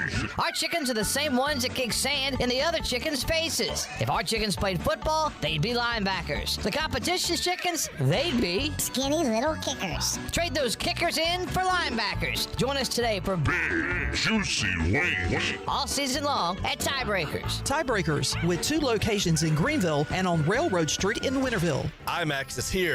With mind-blowing images and earth-shattering sound, come experience the first IMAX theater in Eastern North Carolina, only at Golden Ticket Cinemas in Greenville. Crystal clear IMAX laser projection and precision sound come together to provide the ultimate movie experience. And as always, Golden Ticket Cinemas has unlimited popcorn and the best selection of concessions around. Book your tickets at gtcinemas.com and come experience the best in cinematic quality. IMAX, only at Golden Ticket Cinemas. At United Bank, banking means more than financial solutions. It means rallying around the causes that are important to our customers, employees, and communities. While we have grown in size and presence, we have never forgotten our roots. By giving back to our local communities and funding business development, we help fuel economic growth. Our success is your success, because to us, this is home. Go Pirates! Bankwithunited.com, member FDIC, equal housing lender. If you're in the market for a swimming pool and you're located from the capital to the coast, Elite Pools can make it happen for you. They are the Carolina's premier fiberglass and concrete pool builder and renovation contractor. Every pool is built with the highest quality products and on schedule. Visit the Elite Pool showroom located across from Agri Supply in Greenville with fiberglass pools on site and a design center to simplify all of your pool selections. They also have a full service department with pool supplies and they provide expert water analysis. Call Elite Pools today at 689-6557 or visit ElitePoolsNC.com. For pools, think Elite Pools. Michaels & Gateway Cosmetic and Family Dentistry has been Greenville's premier dental practice for over 40 years. I am Dr. Chris Gateway, and our mission at Michaels & Gateway is to provide exceptional dental care with compassion, integrity, and innovation, ensuring every patient leaves with a healthy, confident smile. Doctors Michaels & Gateway are committed to providing an outstanding patient experience with every visit. Not only do we offer all your dental needs under one roof, in most cases, we can take care of those needs on the same day. Bring your smile to us at Michaels & Gateway Cosmetic and Family Dentistry. This is Aaron Williams with New Blue Service Group. Our technicians stand ready to face any challenge that time or the elements may throw at your home. Your home deserves the best, and New Blue is here to help with all of your plumbing, electrical, and HVAC needs. Facing electrical issues due to the elements? We're on it. Plumbing concerns or emergencies? We're ready to fix it. HVAC struggling to keep up? We'll bring the climate back under control. So go to callnublue.com today. Go Pirates. What's up, Pirate Nation? Kyle Gaines here from Washington Chrysler Dodge Jeep Ram. Let me tell you what's going on this month, October, at Washington Chrysler Dodge Jeep Ram. We have up to $10,000 off our Ram 2500s. Yes, that's right, up to $10,000 off our Ram 2500s. Also with that, we also have 3.9% financing for 72 months on our Jeep Wagoneers and have an amazing selection. So come check us out at Washington Chrysler Dodge Jeep Ram.com. Drive a little, save a lot. Go Pirates. Hey, Pirate Nation, this is Brian Buck with Buck Insurance Agency. This season, when you attend your favorite sporting event, take the Game Day Pledge.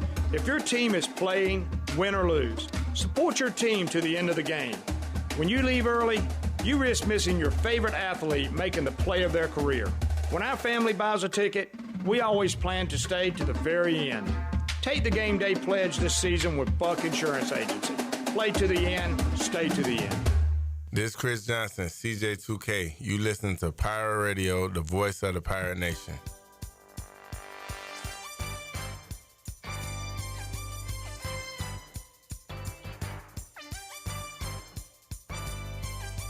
You're listening to the U.S. Cellular 5th Quarter Postgame Call-In Show.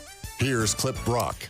Welcome back. Need cash fast? National Finance Company is here to help. For over 50 years, National Finance Company has been the small loan specialist with loans from $1,000 to $5,000 with low payments to meet your budget. We're in the business of getting you the cash you need today. Apply online for a loan at one of our convenient branch offices and get your money as fast as today. It's easy to get the cash you need. For extra cash, visit nfcmoney.com. Now back to the U.S. Cellular 5th Quarter. Here's Clip. All right, back with you, 317-1250. We'll hear what Blake Harrell had to say in a moment, but we go back to the calls. We have 3 open lines, and we have Charlie up in Pittsburgh on the Big Rock Power Sports Live line. What's up, Charlie? Hey, Cliff. Hey, fellas. Good night, man. It was just a fun game, and I'm proud of the boys. I was really proud of the energy that they brought in, especially at the beginning of the game. I'm sure those guys have had a tough week with everything going on, and just to see them hit the field energized, ready to play, it energized me in the stands. And so I was really encouraged by that. And really, I mean, gosh, that section there, I guess it was the third quarter when we were just getting interception. Man, I hadn't been that excited in Dowdy-Ficklin Stadium in quite a little while. That was a fun run right there. I'm not trying to get too pie in the sky about things, because I know it was Temple, and I've watched Temple play some football this year. But we still got a lot to play for with with FAU and with Tulsa still on the schedule, I still think a bowl game is well within reach for us. And I'm proud of the guys for coming out with that energy today, despite all the adversity of the last week. And that was just good to see. I hope we can get some more fans in the stands for that Thursday night game on TV. I'd like to see some more folks in the stands if we're going to be on national TV. But like I said, just hats off to the guys for coming out there, dealing with the adversity today, and just coming out there with energy and getting us a W. You can't complain about that. And Holton, Caden, thanks for the picks today. And your pick video this week was absolutely majestic. That was great. Let's go. Thanks, man. Appreciate that. But that's all I got. Y'all have a good night. Go Pirates. All right, Charlie. See ya. It's great to have callers. But earlier in the show, somebody said it's good to be not embarrassed watching ECU football. And Charlie said it a little nicer that it was fun watching Pirate football today. That'll get people in the stands. Yeah. A fun brand of football. Football's supposed to be fun. Yeah. And Coach Harrell will bring that, hopefully. So, yeah, we'll see how it goes. Let's keep putting up 60 points. Fans will show up. I don't want to get ahead of myself, but let's say we go on a run. You're going to get pie in the sky? I'm going to get pie in the sky. He got pie in the sky, so I'm going to get pie in the sky. And probably going to get some flack for this in the chat. Let's say we go on a run like we've been talking about. Do we say the firing was premature? No. I'm just saying. That would be the opposite. Well, but see that you get what I'm saying. I get what you're saying because it's like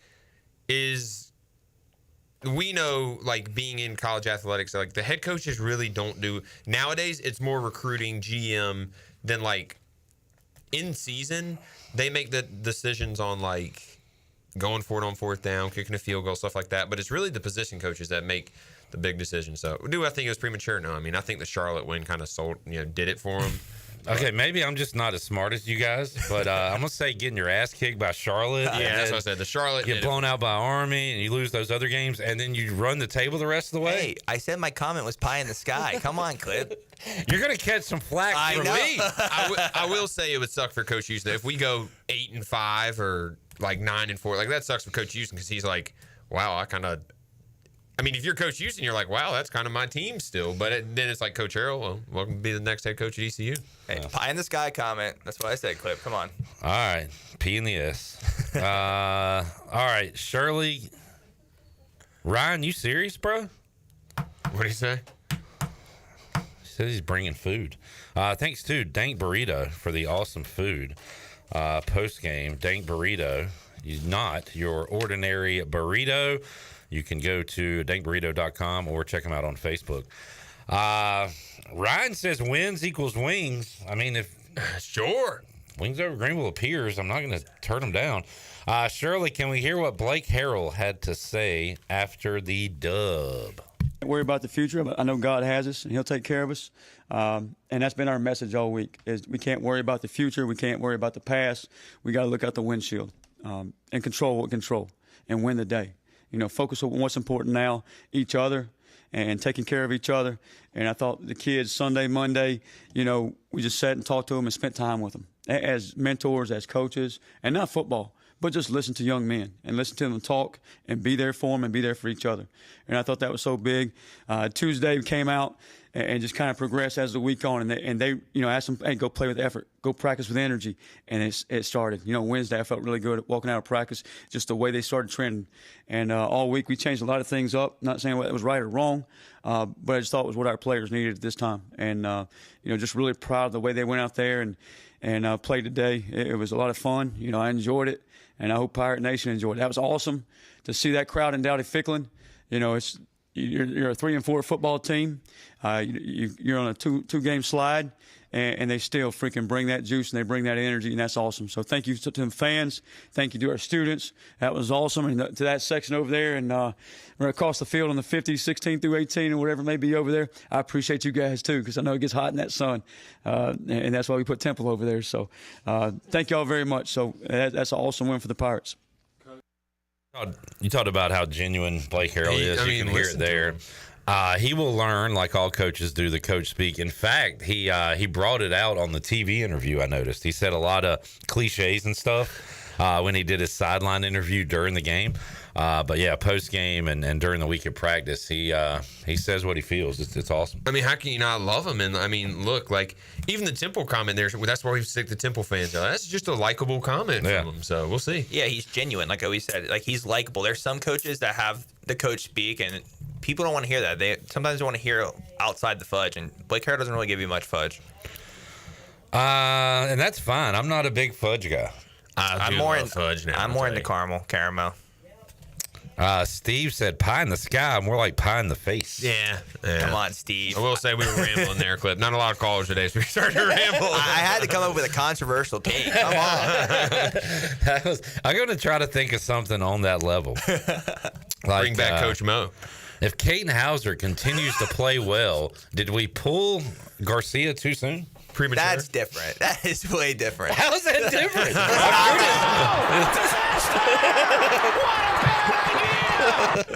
That was just the same damn thing. All right, Philly Al, I told you we'd beat Temple. That's Temple Al. What's up, Al?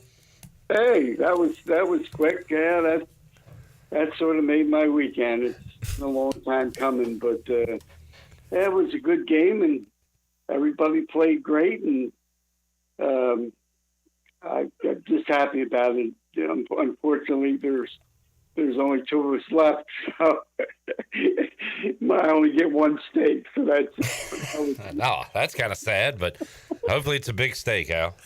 Yeah. So, what do you think? Are we going to be ready for Navy?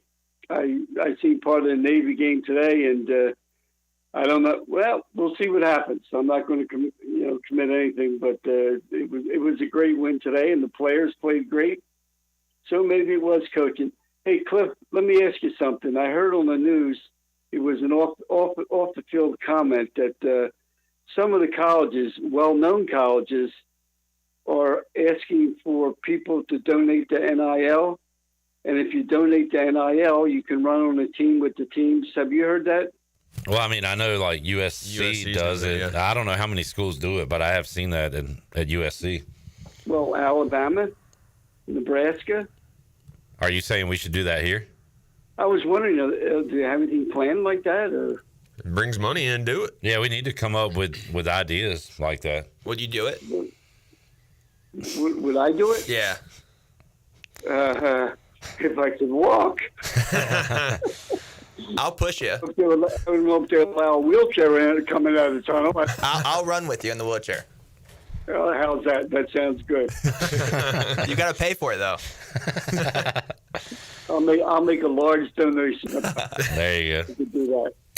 Nah, but we do need to come up with some unique money-making ideas like that. Whoever came up with that one was a good idea. I mean, that's awesome for fans. I mean, there's literally no feeling like that in the entire world, so that's pretty sweet. It can backfire. I don't know who the opponent was, but Penn I State. saw. State. Yeah, we had USC. a Penn State dude running with a Penn State flag and everything while USC came out. That was pretty funny. I mean, does no one in the USC administration be like, dude, you can't do this? They're like, no, he already gave you the money. Hey, he paid. He paid for the NIL. Let him do what he wants. Yeah.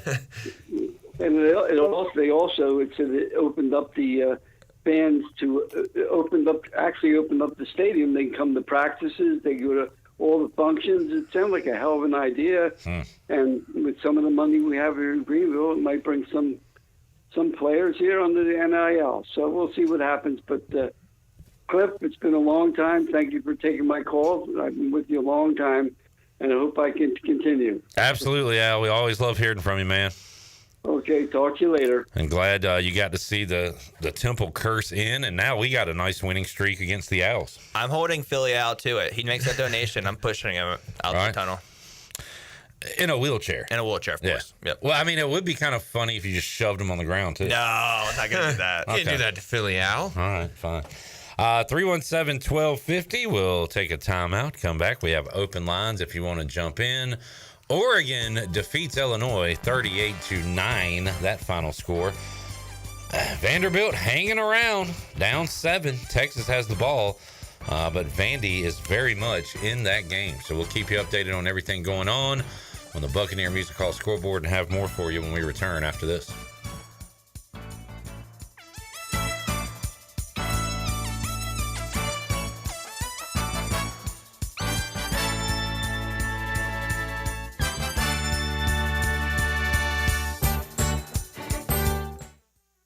Country Mart has been locally owned and operated for over 40 years and is your premier country store serving the best cheese biscuits and country food around. Country Mart is open every day and has 2 locations in Bethel on Highway 11 and in Stokes on Highway 903. Both Country Mart locations are top-of-the-line fuel stations serving Shell gas, including 93 ethanol-free high-octane gas, which is the best for all you boat owners. Country Mart, fueling you up with great food in your engines with great gasoline. Go Pirates! Did you know that GUC's utility rates are not only low in the region, but also the state? That's right. When you combine the average electric, water, wastewater, and natural gas into one bill, only people in 2 of the 15 largest cities pay less than GUC customers. Only 2. Low rates and high reliability. Working in the best interest of the community rather than shareholders. That's the value of public utilities. That's the value of GUC. This is Captain Bo Brooks of Power Water Outfitters. When you're catching fish on the Pamlico, come to our place and pick up your Smithy cast ironware that'll sear your fish to perfection. We also have men's outdoor clothing, marshwear, Grundens, Duck Camp, and AFCO. We carry Bahio sunglasses and have all different selections of those. We are a fully functional fly shop where you can chase fish on the fly. We are Pirate Water Outfitters, 108 North Market Street, downtown Washington, North Carolina. Follow us on Instagram and Facebook. Go Pirates. Where do you find the best selection of pre-owned vehicles in Eastern North Carolina? It's DriveHereNow.com. DriveHereNow.com is a combination of 4 dealerships in Eastern North Carolina with a fully stocked inventory of over 200 SUVs, trucks, and cars. If you're looking to upgrade your vehicle or purchase for a new driver in the house, get shopping today at DriveHereNow.com. DriveHereNow.com, supporting the Pirates for over 47 years. Hi, I'm Walker Allen Volova, and I'm with CopyPro. CopyPro has been locally owned and operated here in Eastern North Carolina for over 50 years. CopyPro is the leader in office technology. Does your business struggle with keeping printing costs low or producing professional documents? Here at CopyPro, total satisfaction is our #1 priority. We have a variety of solutions to help reduce your printing expenses and make your business more productive. Call us today at 1-800-682-6558 or online at copypro.net. CopyPro, we are the professional office systems people. This is proud ECU alumni David Price of David Price Construction. As a leading general contracting firm, we specialize in commercial construction and renovation. Whether it's updating your office space, renovating your restaurant, or building a new retail store, our team at David Price Construction is ready to assist. We are committed to delivering quality, value, and customer satisfaction across all of our projects. So give us a call at 919-820-3612 or find us online at davidpriceconstruction.com. Go Pirates! Washington's favorite place to eat and where all the locals go is down on Main Street. Down on Main Street's new fall weekly lunch specials are here and only for $8.99. Stop by Monday through Friday and enjoy chicken and pastry, spaghetti, meatloaf, hamburger, steak, and everyone's favorite fried shrimp plate. After work, Down on Main Street is the perfect spot for dinner and drinks with friends. Down on Main Street in historic downtown Washington. Go Pirates! Pirate Radio, where the heart of Greenville lives. We are the voice of the Pirate Nation.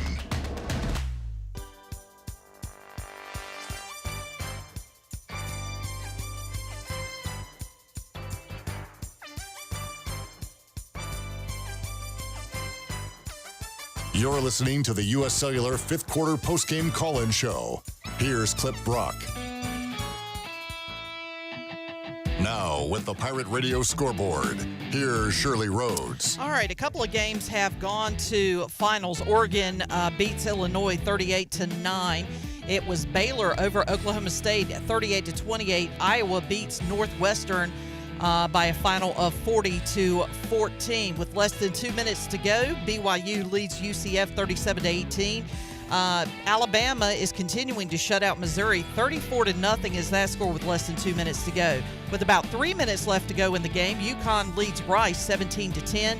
UTSA leads Tulsa 45-32 with about 2.5 minutes left in that game. And Texas leads Vanderbilt 24-17 with 9 minutes to go. And that is a look at your Buccaneer Music Hall scoreboard, brought to you by The Buck. It is your beacon of music in the land of pirates. They're open 7 days a week from noon until 2 a.m. with live music every night, and they have all the fun for your Sunday fun day.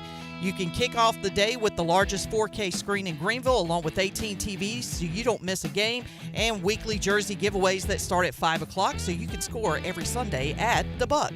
Now let's head back into the U.S. Cellular fifth quarter. Here's your host, Clip Rock. All right. We're all Vandy fans now. Would love to see them do this. They are down 7, 8 minutes left, and they have the football. Trying to knock off Bama. They knock off Bama? Yeah, they did. Bama and Texas in the same year. And then they beat Kentucky, too. At which isn't Kentucky. easy. Yeah. Which was in a classic letdown spot. Almost as impressive as the Bama upset. Yeah. All right, 317-1250. Colson is up in Chocowinity. What's up, Colson? What's up? How was your day been? Man, it's been long, but been fun because the Pirates won. How about you? Yeah, it was amazing. The game, the defense for the first half could have been better, but I like how they're starting to do better in the games, especially after that one coach got fired. Yeah. Good take. Saw some improvement. Yeah. Yeah, especially in offense. The offense was amazing today. That it was. Got to keep it rolling. Who's your favorite Pirate? My favorite Pirate, Petey. That's a loyal fan of me. That's a hell of He's an never going to answer. get upset with Petey. He's never going to get upset with him. That's a great answer. All right. Anything else, Colson? No, but all I have to say is go Pirates. All right, buddy. Let's go. Thanks for the call. 317-1250. Can we have a real name for this guy? It's Breast Boy. Hey, Breast Boy. What's going on, Cliff? Can you give me a name, dude, please? I feel like we've matured. We're all cool now. Can you tell me your name? I think we're better off as just Breast Boy from Twitter. All right. We're not, but just go ahead. I mean, I'll be honest with you. I haven't listened to anything from the show tonight. Thanks. Listened to it on Monday morning. But, I mean, there ain't much to say other than ECU finally got a win. I'm not saying that it's because Mike Houston got fired, but we did look better after the first, maybe halfway through the second quarter. It seemed like we had more offense. JDB was taking more chances downfield. Defense looked a little iffy to start off with. I think that's because Blake Harrell is on the sidelines, but it seemed like he figured it out. We were playing a bad Temple team, but other than that, I just want to say, like, go Pirates. We're back, baby. We're going to go to a bowl game tonight. We're back. You're going to a bowl game tonight? Were the people from the Myrtle Beach Bowl on the field offering the invitation tonight after the game? All right, B-boy. Thanks, man. Thank you, Clip. I appreciate the show. Yeah, buddy. Thank you. All right. Question for H and C from Steve Horn. I like the head coach was showing some emotion. Does that matter to players? Yeah, it matters. Heck yeah, it matters. I mean, look, caring about someone and knowing that they care about you. Look, the players know Coach Houston care about. There's a reason the players were so upset when he got fired, just because they knew he cared about them. But yeah, on the sideline, man, look, when someone's passionate, you can feel it. So yeah, I think that's huge. Yeah, when you see your head coach getting jacked up, slapping dudes, jumping around, that fires you up. And I think that might have been another part of why the sidelines were so jacked up today as well. Yeah, jacked up now. Okay.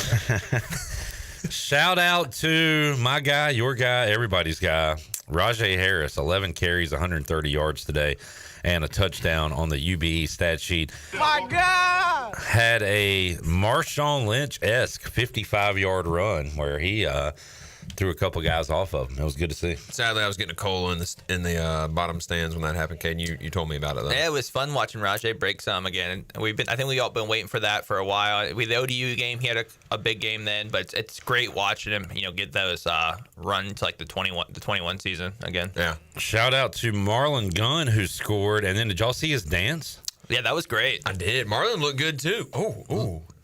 I didn't see that, actually. Never mind. I didn't tell you about that. Yeah, that was nice. Yeah. Reminds me of myself. There were a few good dances out there today. The boys were having fun. They were having fun. And what'd you say, Caden? Football's supposed to be fun. It's supposed to be fun. Yes. I hope so. Today was fun. 56-34, the final score. Caden Hauser's final numbers. Man, he had 5 touchdowns and 16 completions. That's some. He was slinging it. He looked good.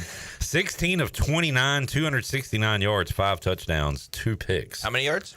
269. Those are the best. Those are the best games, Caden. When you throw for less than 300, but it's like every single time you throw the ball, it's like you can possibly throw a touchdown. Those are the fun games, man. Awesome work. 36 carries for the Pirates today for 231 yards. Yes, sir. We did what we were supposed to do against a defense that gives up a ton of yards. Very true. Clip 269 plus 231. 3 seconds. How much does that equal? 2, 6, 3, 5, 4, 500. You lost it. You had it very close, but yeah, it's 500. He said 500. He didn't do it in 3 seconds. Man, let's go to the tape. Go to the tape. You were too kindly, guys, man. I gave it to you earlier anyways. I said we had 500 yards. Dude, I don't listen to anything you say. You think I take you serious? Get out of here. I wouldn't. We should listen to his bets, Clip. He's had 4-0 today. So, as a unit, you guys are what today? 14-1. Man, who had the loss, Caden? Holton did. And I should have been a backdoor cover, Clip. You saw the touchdown drop. Well, and they were going to go for 2 and get it, and then onside kick, and then kick a field goal and backdoor cover. All they needed there was a touchdown and a 2. They didn't even need. Yeah, exactly. Yeah. I will say, to go 4-0 on the epic Rudy scene, it had to happen. You had to be motivated to keep betting, man. You were so down. So. Thank you. I want to go watch that again. That was awesome. We will go back to your calls and talk to Ron in Wake Forest. What's up, Ron? Clip, what's up, man? How's it going, fellas? What's up? Doing good. Good. So, I got a story. It's a funny thing that happened today. So I was walking through the media lot headed up to the stadium, right?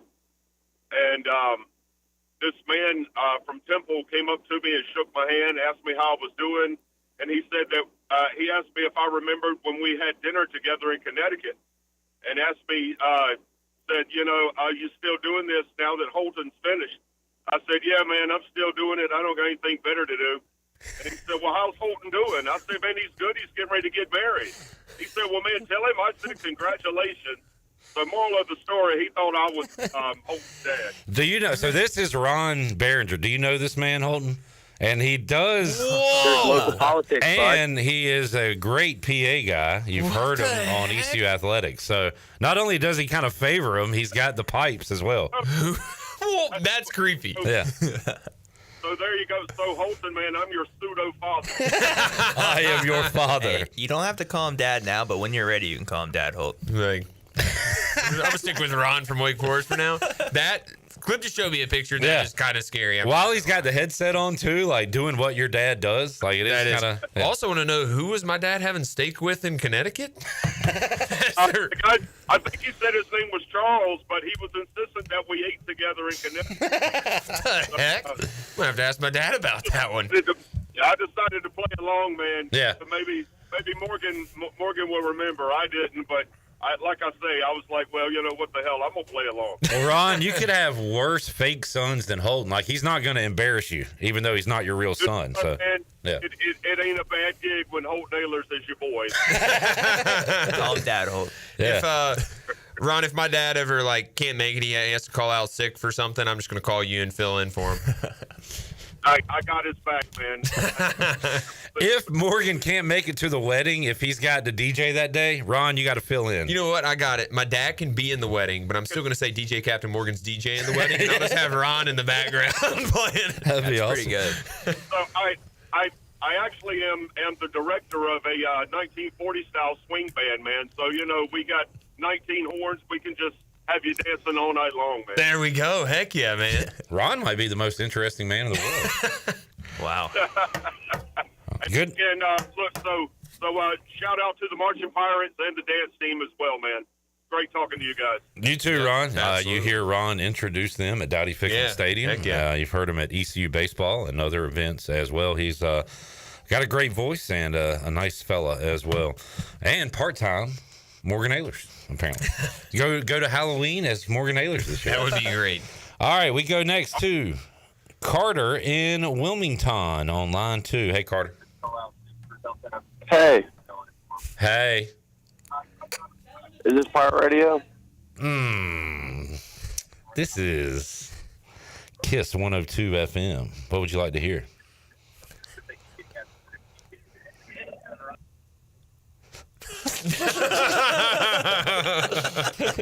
All right, 317-1250. We go to Elizabeth in Greenville. Hey, Elizabeth. Hi. How are you guys doing tonight? 2 thumbs up. Am I allowed to say that I'm a big baseball fan and forget about football at this point? Boo. It is a football call-in show, but I mean, you're allowed to say what you want because this is America. Okay. I mean, I like baseball a lot better and can't wait for the baseball season. All right. Why'd you call in? To tell us I that? love Danny Bill. Oh, you love Danny Bill? Well, that's fine. We all love Danny Bill. He's my favorite. Well, too bad. He's not coming back. He's done. Oh, I hate that. Anything else on baseball? Not on baseball, but, I mean, it was nice to see a win tonight, and I love wearing purple and gold. At least we have pretty colors, even if we don't have a good team. All right. Well, they scored a lot of points tonight and won. Why are you a hater? I'm not a hater. I didn't go to school here, but I did grow up here, and, you know, love purple and gold, love ECU, but I've definitely seen better. That is true. Yeah. All right. Well, thank you for the call. Thanks, Holton. I love you, Holton. Thanks, Elizabeth. Love my fans, too. Yeah, how do you respond to that? If somebody says I love you. Yeah, you got a lot of pressure to say I love you back, but I think you handled that well. I love my fans, too. Yeah. That's a good line. Thanks. One day, if somebody tells me they love me, I'll know what to say. Hey, I love my fans, too. Man, that sounded good. That worked good. All right, 317-1250. You know what's awesome? To a side of Dank Burrito, a wing from Wings Over Greenville. Yeah, that would be a good one. A combo you never knew you needed until now. Thanks to Ryan for dropping us off some Wings Over. All right, 317-1250. We'll be back with your calls, preferably about football, but whatever you got, I guess. More to go after this.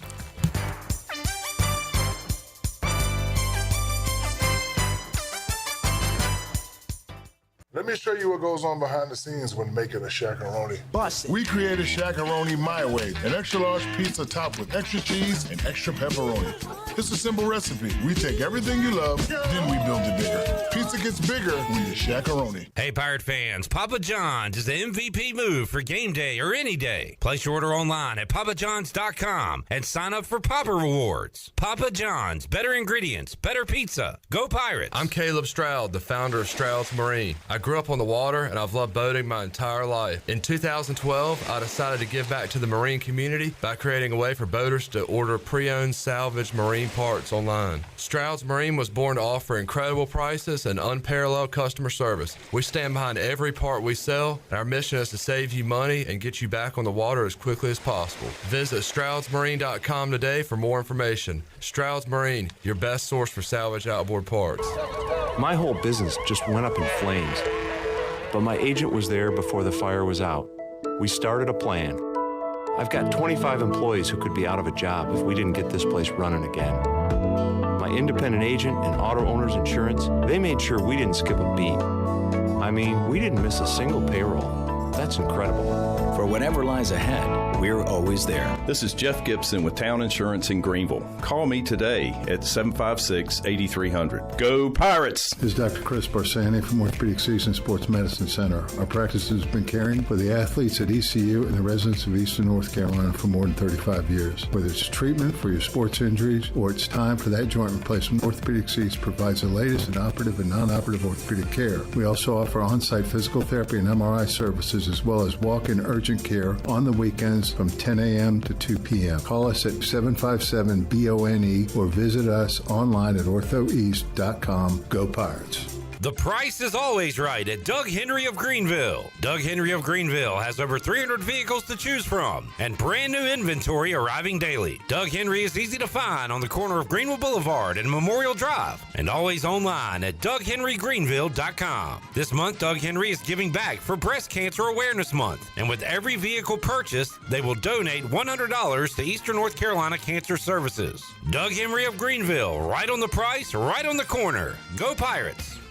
There is road work outside, but plenty of food and fun inside at Fish Street Hardware in downtown Greenville. Park right across the street and make your way in for a great lunch today or drinks with friends. There are over 40 beers on tap and plenty of new specialty cocktails to choose from. Don't forget about Singo on Tuesdays, trivia with DJ Captain Morgan on Wednesdays, local artist live music on Thursdays, and the best Sunday brunch starting at 10:30 a.m. Be sure to follow Fish Street Hardware on Facebook and Instagram for all the 411. Go Pirates!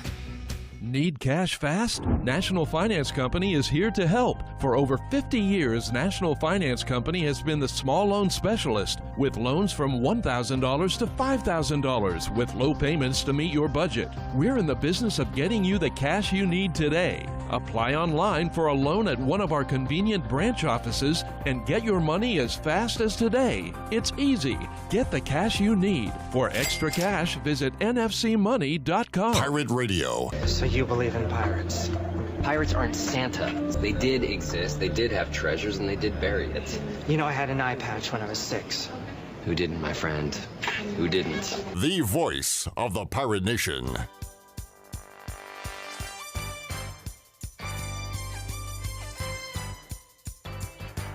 You're listening to the U.S. Cellular 5th Quarter Postgame Call-In Show. Here's Clip Brock. All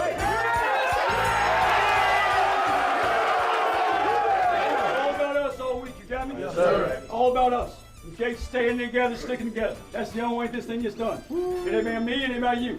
Okay, it's about us. Big Taylor leads on that place. Here we go! 3, 2, 1. Carolina, we know where the Pirates. All the way we go, Pirates. Carolina, everybody easy.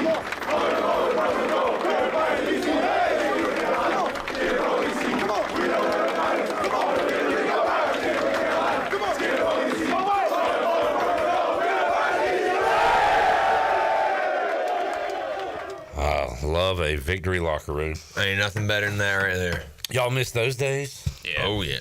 Oh, Here, folks say they miss the locker room more than the actual playing. Yeah, locker room. Playing was pretty freaking cool, but yeah, just being around like the same-minded people is probably what I miss the most. Like in the everyday world, I mean, I'm around Caden a good bit, and like you're just not around 100 different guys that like you've just been through so much with. It's just hard to. I mean, you literally won't be. So. Caden, you said the playing was cool. Playing was cool, but I didn't play much. That was my joke. Yeah. Sorry. It's cool. But the locker room, like, before practices, those were always the best times. Yeah. That's funny, Clip. I'm ready for more Donnie Kirkpatrick stories on another edition of the Holt Naylor Show. We can get him on soon. I don't even want to tell Clip stories anymore. Come on, dude. We're just having... Pissing on cotton out there. Say that again, Donnie. There's like 2 rabbits pissing on cotton out there. 2 rabbits pissing on cotton. Just one of the many Donnie Kirkpatrick phrases. Did he say that on the podcast? No, that was on a Zoom interview, I guess, with like the media one day. Yeah. He's hilarious. Just threw that one out.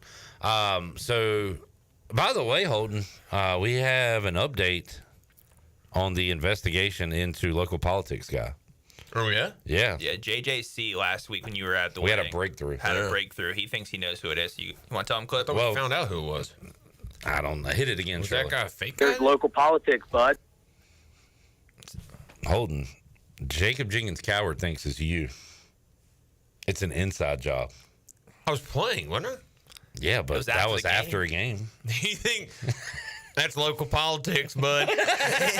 There's local politics, bud. It sounded like... All right, let me do it one more time. Play it one more time, Shirley. There's local politics, bud. That's local politics.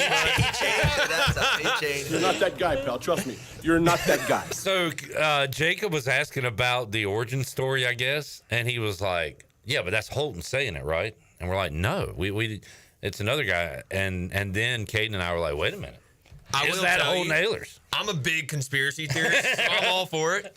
But that would be one of the greatest inside jobs of all time if I pulled that off. And then you made shirts about it. You talked about Started it. a podcast about it. Yeah. You know what? We're good. That sounds like the local politics guy. That does not. Come on. I wish, but. Does our Morgan look-alike have a son? Wait, there's a whole Morgan and Holden out it's there? like that movie Us. Yeah. No, it's the Bizarro Ailers. Yeah. They're like, they live in Greenville too. We've just never, like, I don't know. Has Horton Shabler seen Two Big Feet too? Because if so, I'm be really impressed. I'd like to meet him. I could use pick 6 here. Go. 40. Will you win your bet if they get there? 30, 20, 10. No, but I'll push, which I'll gladly take. That is nice. That's the old backdoor push. That is a nice one. Oh, no! I hate football, man. I hate everybody. I hate Caden Norman. You should have listened to the boys' bets this week, Clip. You're 14-1. You're right. Caden's had a big day, folks. I ain't gonna say nothing. I'm just saying. Need people coming after me. You've been awesome. Thank you. I said 2 big parlays. Keep it going.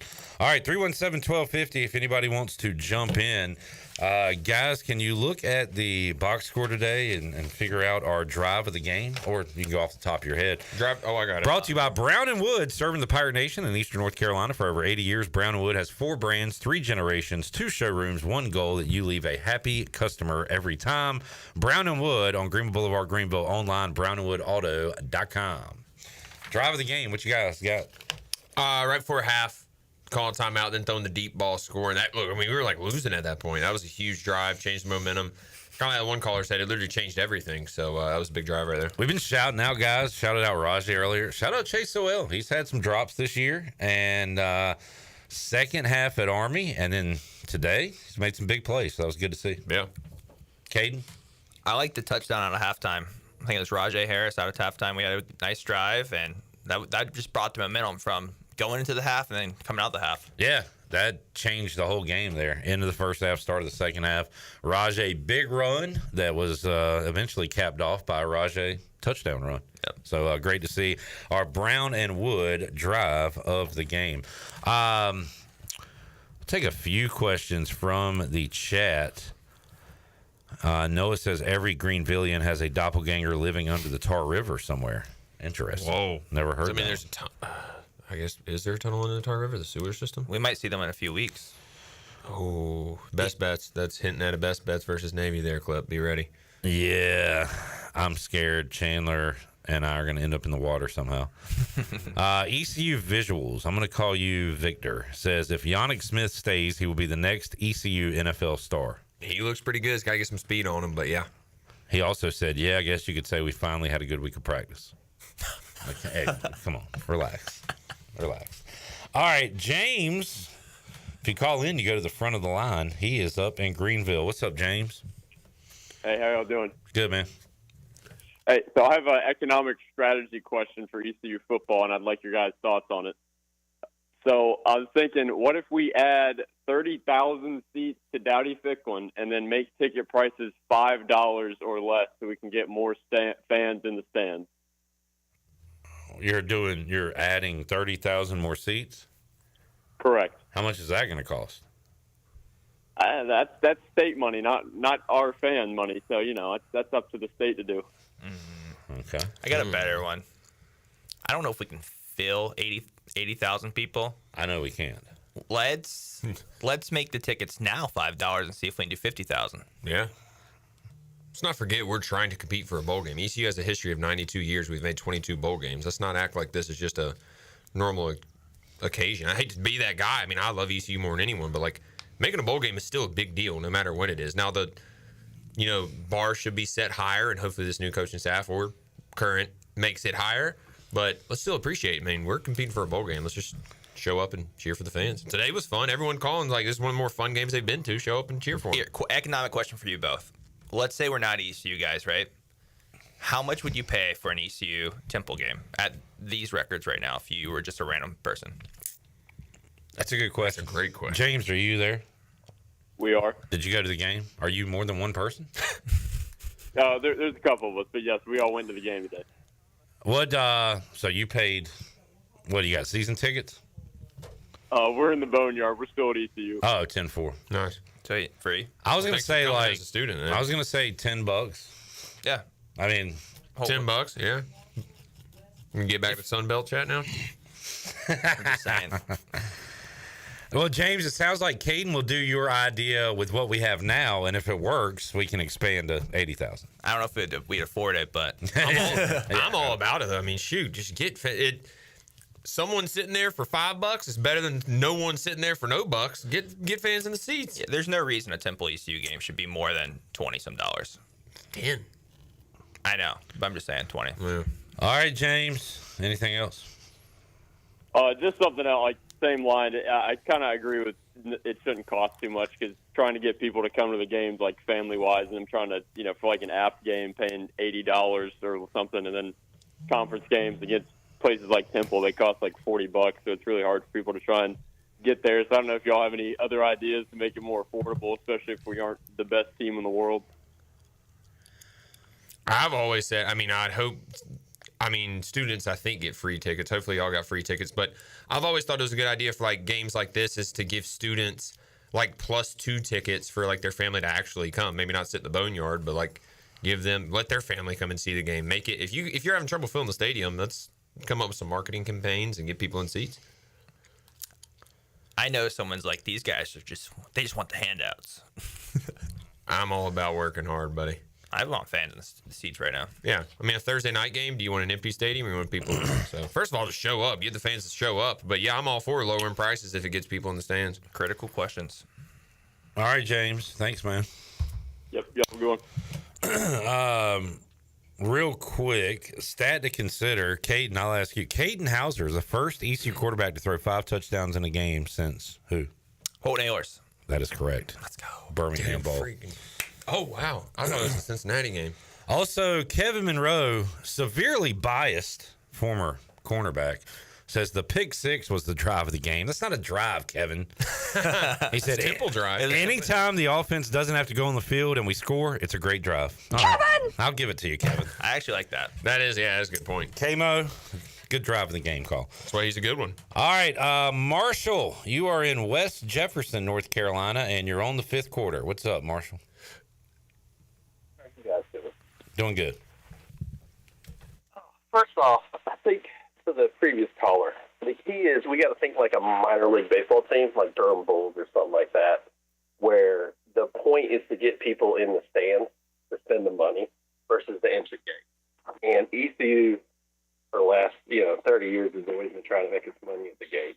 And if we're not a winning ball club, that it just doesn't make any sense. But I just think that it should go to ticketing, lower ticketing, marketing, things like that. Get people in the stadium, they'll spend the money. And then once it starts filling up, raise ticket prices, at that point. But the market's not there for it. The other thing I've got is I think we're probably going to go bowling this year. And that's kind of weird since we fired our head coach. And I'm starting to get the same feeling like we did when we did Ruffins, that we made a mistake. But that's just kind of how I felt after this week. But anyway.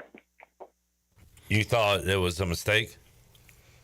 Yeah, I don't know. I just think it's too early. I think we're going to go bowling. I mean, why would you fire a coach mid-season when we're going to be bowling? I don't get it. I don't know that he was the problem. I think there's other issues at hand. We're in Eastern North Carolina competing with, other FBS schools in the last 2 decades that weren't there 2 decades ago. So I think it's weird. I feel like we're going to be in a bowl game with an interim head coach, and then we're going to have the question of do we keep him, do we hire somebody else, and I don't think it was necessary. All right. Yeah, I mean, I like to hear differing opinions. Stat to consider, like I said, 92 years ECU football history, 22 bowl games. Coach Houston had 2 of those. He was going to have the 3 clip. Do you know the other head coach who made it to 3 bowl games? Skip definitely did. And that's it. No, I'm just kidding with you. I don't know.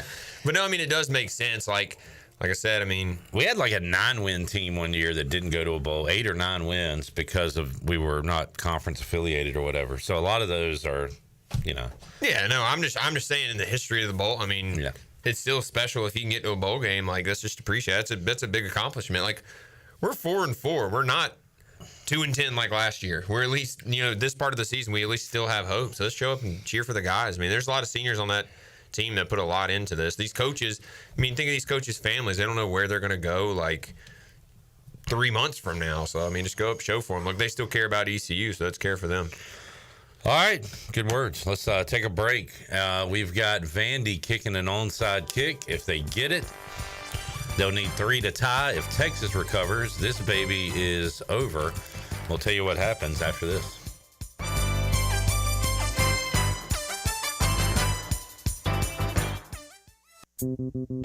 Hey Pirate Nation, everyone loves a good burrito, but they're always the same basic flavors. Basic is boring. Dank Burrito is not your basic burrito joint. We use global flavors and fresh to death ingredients to make new kinds of burritos, bowls, and tacos you never knew you'd love so much. Dank Burrito is the official burrito of the ECU Pirates, 108 Red Banks Road in Greenville. Check us out at dankburrito.com or on Facebook. Go Pirates! The convenience of Pitt Greenville Airport is waiting just outside your front door. Service is back, so you're connected to destinations worldwide through flights from American Airlines. Plan your next trip. Book your flights today at flypgv.com or aa.com. Good news, business travelers. PGV and American Airlines has added a new early morning flight available now. Book today at aa.com and be on time for that connection in Charlotte. Fast, convenient, and close to home, PGV has American flights perfect for your next trip. PGV, where the Pirates fly. Pirate Towing is now the exclusive towing partner for East Carolina Athletics. Pirate Towing has over 20 years of experience, open 24/7, and they can always assist you. Don't be stranded and wait for hours. Pirate Towing offers all roadside assistance to come give you a tow or jump start on game day or any day. Say Pirate Towing in your phone today and let the stress of car trouble go down. Pirate Towing, 955-4670. That's 955-4670, and also on Facebook. Pirate Towing, the preferred towing partner with ECU and Pirate Nation. Save a load on a new John Deere compact utility tractor and loader from Quality Equipment. It's never been easier to get the best brand on the market at an unbeatable cash price or with great financing at our lowest ever monthly payment. Now is the time to get that tractor package you've been dreaming of to get your next job done right. Stop by one of our 36 locations in North Carolina, South Carolina, and Virginia, or visit us online at qualityequip.com. Hey Pirate Nation, be sure to have the best and comfortable shoes with a stop at Fleet Feet. This is ECU alum Chris Lunyon, owner of Fleet Feet of Greenville, and we provide solutions through one-on-one service to runners, walkers, and everyone in between. Fleet Feet has the tools and technology to get you in the right shoe, including a 3D foot scanner that measures arch height, width, and more. Come visit us at 207 East Arlington Boulevard in the old Gordon's Golf location. Fleet Feet, we run for you. Hey there, Eastern North Carolina. Jeff Stein at Brown & Wood. We have the 2024 Encore GX at 0.9 for 36 months. You heard it right, 0.9. We also have the Envision and the Enclave at 0.9. For GMC, we have the 2024 Sierra at 1.9%, the Terrain at 0.9%, and the all-new Hummer EV 849 lease for 24 months. Brown & Wood, 89 years in business in Greenville. 4 brands, 3 generations, 2 rooftops, and 1 goal: to make sure you leave a happy customer. Great food, great atmosphere, and great service is Ottavola Market Cafe. Ottavola is simply a restaurant that focuses on that, being a great restaurant. There's something for everyone at Ottavola. The menu offers a variety of great choices like pastas, pizzas, sandwiches, soups, salads, and seasonal rotating selections. Lunch or dinner, Ottavola is always the right call. Call ahead and get Ottavola to go, or stop by the bar for a drink with friends. It's simple. Come and eat at Ottavola Market Cafe, Red Banks Road next to Food Lion, and OttavolaMarket.com. Ottavola, Pirates supporting pirates. Yo ho ho and a bottle of. Are you dare to walk the plank, matey? Stop it! You're killing me. Pirate Radio, the voice of the Pirate Nation. We'll take you to the edge.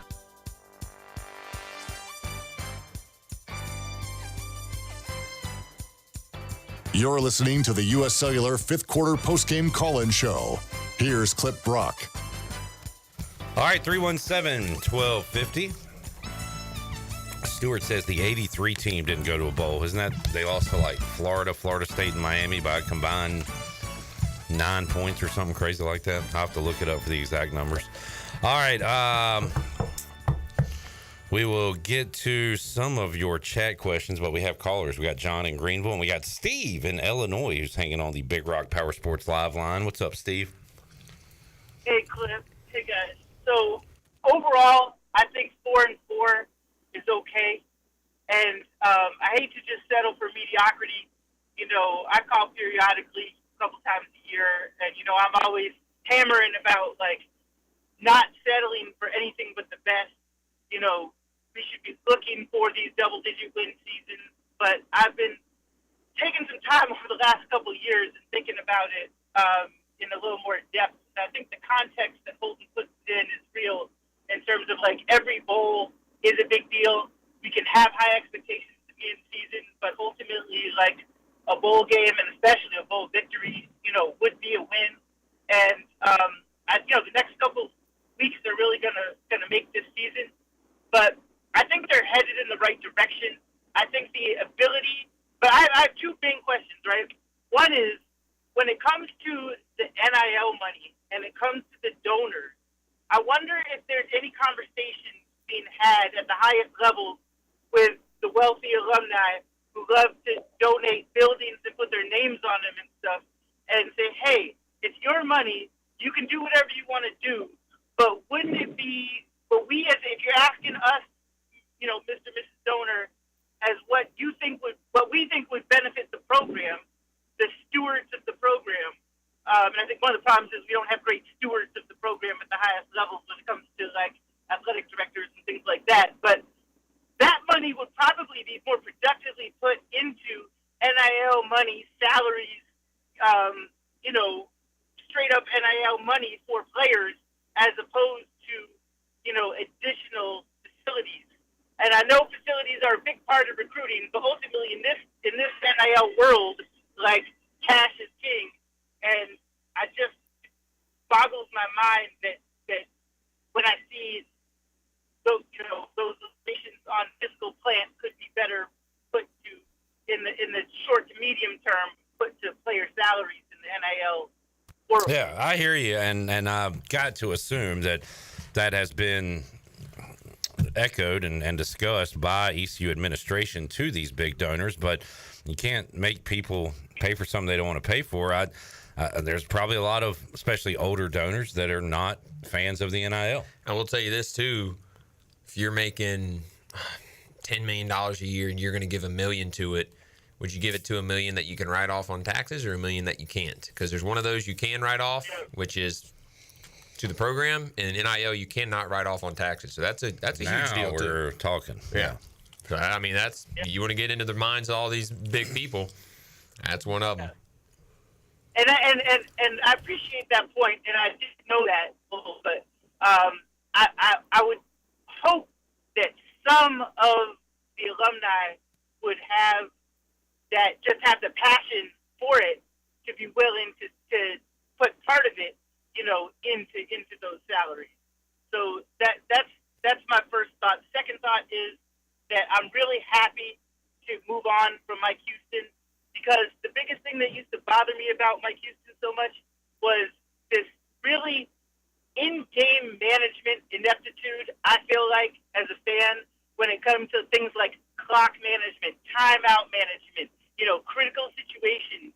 It seems like over the years, many times, Mike Houston would make the wrong decision or some kind of puzzling decision that didn't make sense when the time was, you know, like 2 minutes to go in the half, or you know, any kind of situational football. It seems like he wasn't really situationally savvy. And coming from a lifetime Patriots fan, that just really just rubbed me the wrong way. So I'm hoping that either Blake Harrell or whoever is the next coach is really on top of these in-game situations, in-game adjustments, because that's just something that it seems like Houston just was never really able to do. So that's my main flex. My last thing real quick is Holden.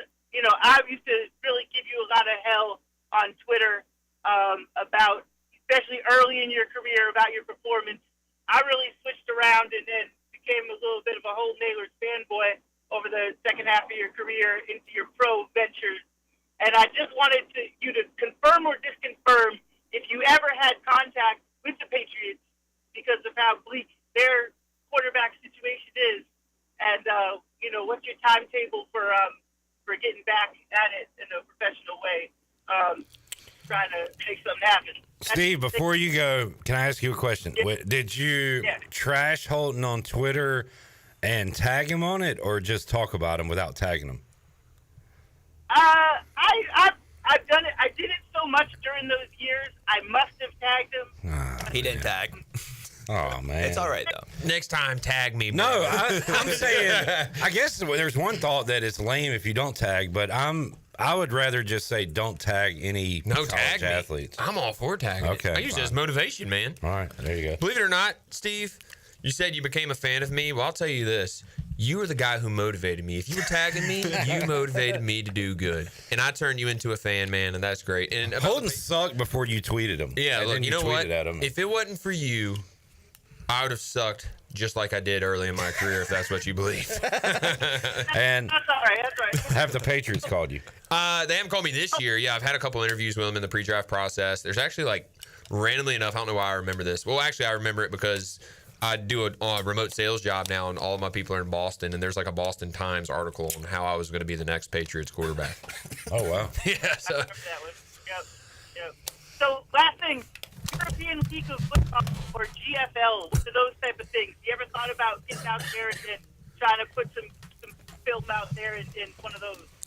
Yeah, the UFL. I have a contract to play now, so we'll see. Okay. Yeah, so we'll see. Okay. Steve got to run. All right, thanks, guys. See ya. Thanks, man. Steve in Illinois. 317-1250. John is up in Greenville. Hey, John. Hey, guys. Really nice atmosphere in the stadium today. Not as many people as I'd like to see, but, it's like a cloud was lifted. It's like a cloud, a dark cloud of almost like control and tension. I'm not saying anything else. That's just what the atmosphere felt like from the very moment when the guys came out warming up, and then when they came out right before kickoff, there was a lot of energy. That's just what I saw and what I felt sitting in the stands. But anyway, I did want to mention I don't believe we've ever had 9 wins that didn't go to a bowl. We had 8. Somebody mentioned it. Y'all mentioned it a while ago. 83 was my last year in school, and that was probably that team and the Peach Bowl team, probably the 2 best teams we've ever had. But 83 was special. God, they were good, and they didn't go bowling. And then 96. Scott Harley ran wild. Yeah. NC State. That's the year I was talking about. It was 8-3. Yeah. 8-3. That's right. Yep. 8-3. 8-3 and did not go to a bowl because the Pirates were independent. I guess, is that one of the reasons, John, we moved to a Conference USA, for the bowl tie-ins and stuff? Well, yeah, and also had we not gone to Memphis 2 years in a row, we were still tied in with Memphis in 96. And they weren't going to have us there 3 straight years. Right, yeah. So, that was why we were left out. But, yeah, that's the reason we got into Conference USA. And we were glad to get into Conference USA. Yeah. I think. But, especially because it was going to make our basketball rise, too, which we're still waiting on. Yeah, Harrell had some moments. I know. Fun nights. But, yeah.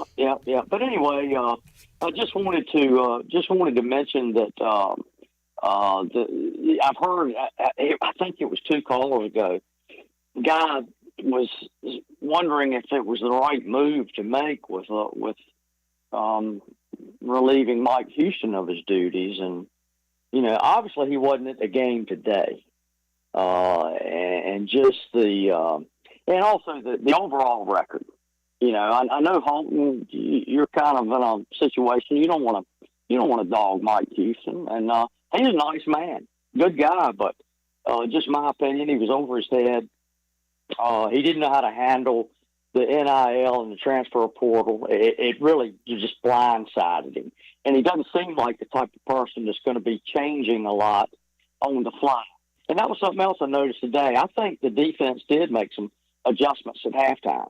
Now, I don't know how I don't know how the coaching staff worked under Coach Houston, but it seemed like that they were doing some things today, even offensively, that they hadn't been doing all year. And of course, the biggest thing is we got a quarterback that played as well today as anybody I can remember in quite some time. And to think this guy has been on the sideline up until the second half of the Charlotte game, which by that time I think a lot of the team had quit. That's what it looked like. But I was at West Point last week. There was zero energy in the first half, none. And I'm looking at the sideline. I'm sitting on the side that the Pirates are sitting on, and there was no energy at all, nothing like compared to today. And so the coaching change, if for no other reason, just committing to Hauser and letting him letting him play. It looked like players were out there playing, having fun, and making plays, letting athletes be athletes instead of this. I don't know. You've been under supervisors or people before that you're scared to death to make a mistake, and that's kind of what it felt like up until today. But anyway, that's all I'm gonna say. I'm so happy for the players and the coaches, and of course the fans. But the players and the coaches that were out there today, I'm tickled to death for them. They were having such a good time. So yeah, I know it was Temple, but it's something they can build on. And and Holton, I wish you the best moving forward. I didn't realize you were going to continue to pursue a professional career, but you have that it factor of, and I've said this about you.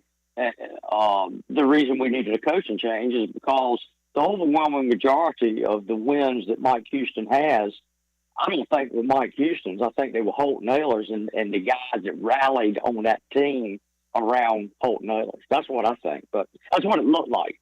You got, I ain't saying you're Larry Bird or somebody or Tom Brady, but you got that it factor where you make a lot of people around you better, and that's a special gift. So anyway, you guys take care, and I enjoy your show. It's a heck of a compliment, man. First of all, thanks for calling. I had a lot of good guys around me, though, too. So my class and the class below me were as good as I ever could have asked for. So there's a lot of guys there I'm really close with. A bunch of them are staying at the house this weekend. So shout out to those guys, too. All right, John. Appreciate the call. Let's keep it rolling. 317-1250, Big Rock Power Sports Live Line, U.S. Sailor fifth quarter call-in show. Joe's up in Greenville. Hey, Joe. Hey, what's going on, guys? First-time caller. I said I'm from Greenville, but I actually live up in Chesapeake. Been driving back and forth for about 25 years now. But I really enjoy listening to your show. It keeps me awake on my way home, and you guys stay on to the last caller, so I really appreciate it. But the last caller kind of hit on a little bit about the atmosphere at the beginning of the game. Something I've always wondered about is why can't they keep playing the Purple Haze and keep the music going for a little bit longer? Like today, they were playing it, the crowd was getting into it, and they just turned the music off, and it just takes the wind out of the sails. It's almost, being a Pirate, that's not a good thing, but I just wonder if there's a way we can keep that music. We got a Thursday night game coming up, and it's going to be really exciting, and just to keep that momentum. My son went to Virginia Tech, and if you've ever been to a Virginia Tech game, there's not a single fan down below the stadium. That place is rocking, and they keep that music going for about probably 5 or 10 minutes. And I'm not thinking it has to be that long, but just a little bit longer than they do now, I think would do a lot of things to the atmosphere and the fans and the players. Well, I'm just wondering what your thoughts are. You talking about like for the intro? Yeah. Yeah, unfortunately, I'm unable to see those due to the pregame here, but I know what you're talking about, and they play it, and then the guys run out, and they immediately cut it and go fight song, right? I would rather hear Purple Haze than, the fight song at that point. I agree. I mean, let it keep rolling. Yeah. I But don't know if there's a way. I know your dad's involved with it, Holden. Maybe there's. I'm telling you, there's been a couple times it's gone a little bit longer, but I just think there's a lot more that they could do, and just that atmosphere would just. We're Pirates. It needs to be rocking in there, and it's like all of a sudden the band plays. The band at Liberty, when I went to the Liberty game, was rocking the whole time. They're playing great music. But it just seems like it just kind of takes the wind out of the sails, and then everything it just dies down. Next thing you know, we're kicking the ball off. Yeah, 100%. And first, my dad, he has no control over what music they play. Yeah, right. He is a DJ though, so if they're looking for some help, I'm sure he could help. Morgan them. There's local politics, bud. Morgan that was Ahlers. me, by the way, that just said that. But Morgan Ahlers runs this town. He pulls all the strings. There you go. He's a DJ, right? He does music, Holton. We know that, dude. Yeah. Yeah, okay, exactly. You need a DJ as well. Anyways, great win today, and I'm looking forward to the future. It seems like we're starting something new, a little bit fresh, and I look forward to getting some wins and maybe going to a bowl at the end of the year. Thanks. All right, Joe. Appreciate it, man. Thanks for listening. Glad we can be with you on the ride home. Yeah. Positivity's so good, man. Don't you just love it? I do love it. Talking about atmosphere, one thing me and Holton mentioned, and I know someone might mention it, that they did it maybe once pregame. We got in there before the game started, anyways. I only heard one attempt at a purple gold chant. Yeah, we gotta get the purple gold chant going. So I think those should be frequent at a football game. When we sit next to each other, you do purple, I do gold. We'll get it going. Okay.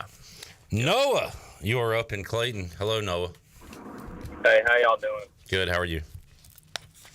What do y'all think about like downsizing and renovating the stadium? Because I think over these last 10 years of losing, except for 2 years, we've lost a lot of fans. I mean, today was bad, and I know with all the stuff that's gone on, but the last 2 years have been bad. And even when we went 8-5 with Holton, I mean, we couldn't fill it up except for the state game. So, I mean, is there any way we could renovate the upper deck or get rid of it and, bring it down to, 40,000 max or something? Well, first of all, I'm with you on, quainter stadiums. I mean, do we need 50,000? How often are we selling it out? How many sellouts ever have we had with the 50,000? Yeah, I know. I 100% agree with that. But at the same time, it's are you going to spend money to down? But I'm not going to subtract them. That was going to be my next comment. If you want. That's a good talking. That's a good thing to talk about. And would it be smart to do that? You could do the embarrassing thing that baseball parks do and put tarp on. That's so ugly. Yeah. I think it's just too far gone at this point. Just win, hopefully. We win, and we go back to what 4 callers ago said. Maybe reduce ticket pricing a little bit. Yeah. But I don't think you do construction to take. Hey, I have me and Kate have thought about this before. Talking about getting season tickets up and stuff like that. We need to send our season ticket holders a little box or even just a T-shirt of team or something. Up the season ticket prices maybe, or keep them the same. I don't know. But as long as it covers the cost, send the season ticket. Make it worth getting. You see all these NFL teams, they have these really, crazy things they get. But send the season ticket holder something. Maybe even if it's just once a year, they just get an updated ECU football T-shirt that the team gets or something. Just something, make it unique. And right now, the season ticket holders just get season tickets. They don't get anything. As part of the NIL, you get a Rajay Harris card or Rajay Harris something. Yeah, there's so many creative things we can do all around college football. I don't know if other teams are doing it. We've talked about some of the creative things, but let's get creative. I mean, it doesn't. What does a T-shirt make? I mean, you can make a T-shirt for $3. So, I mean, let's just do something. Reward the people for, investing into the program. Anything else, Noah?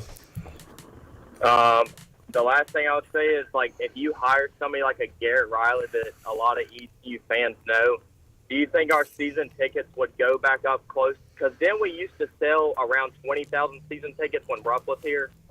Yeah, I think that first year of the Boneyard. Yeah. And when Ruff was here. Yeah. But I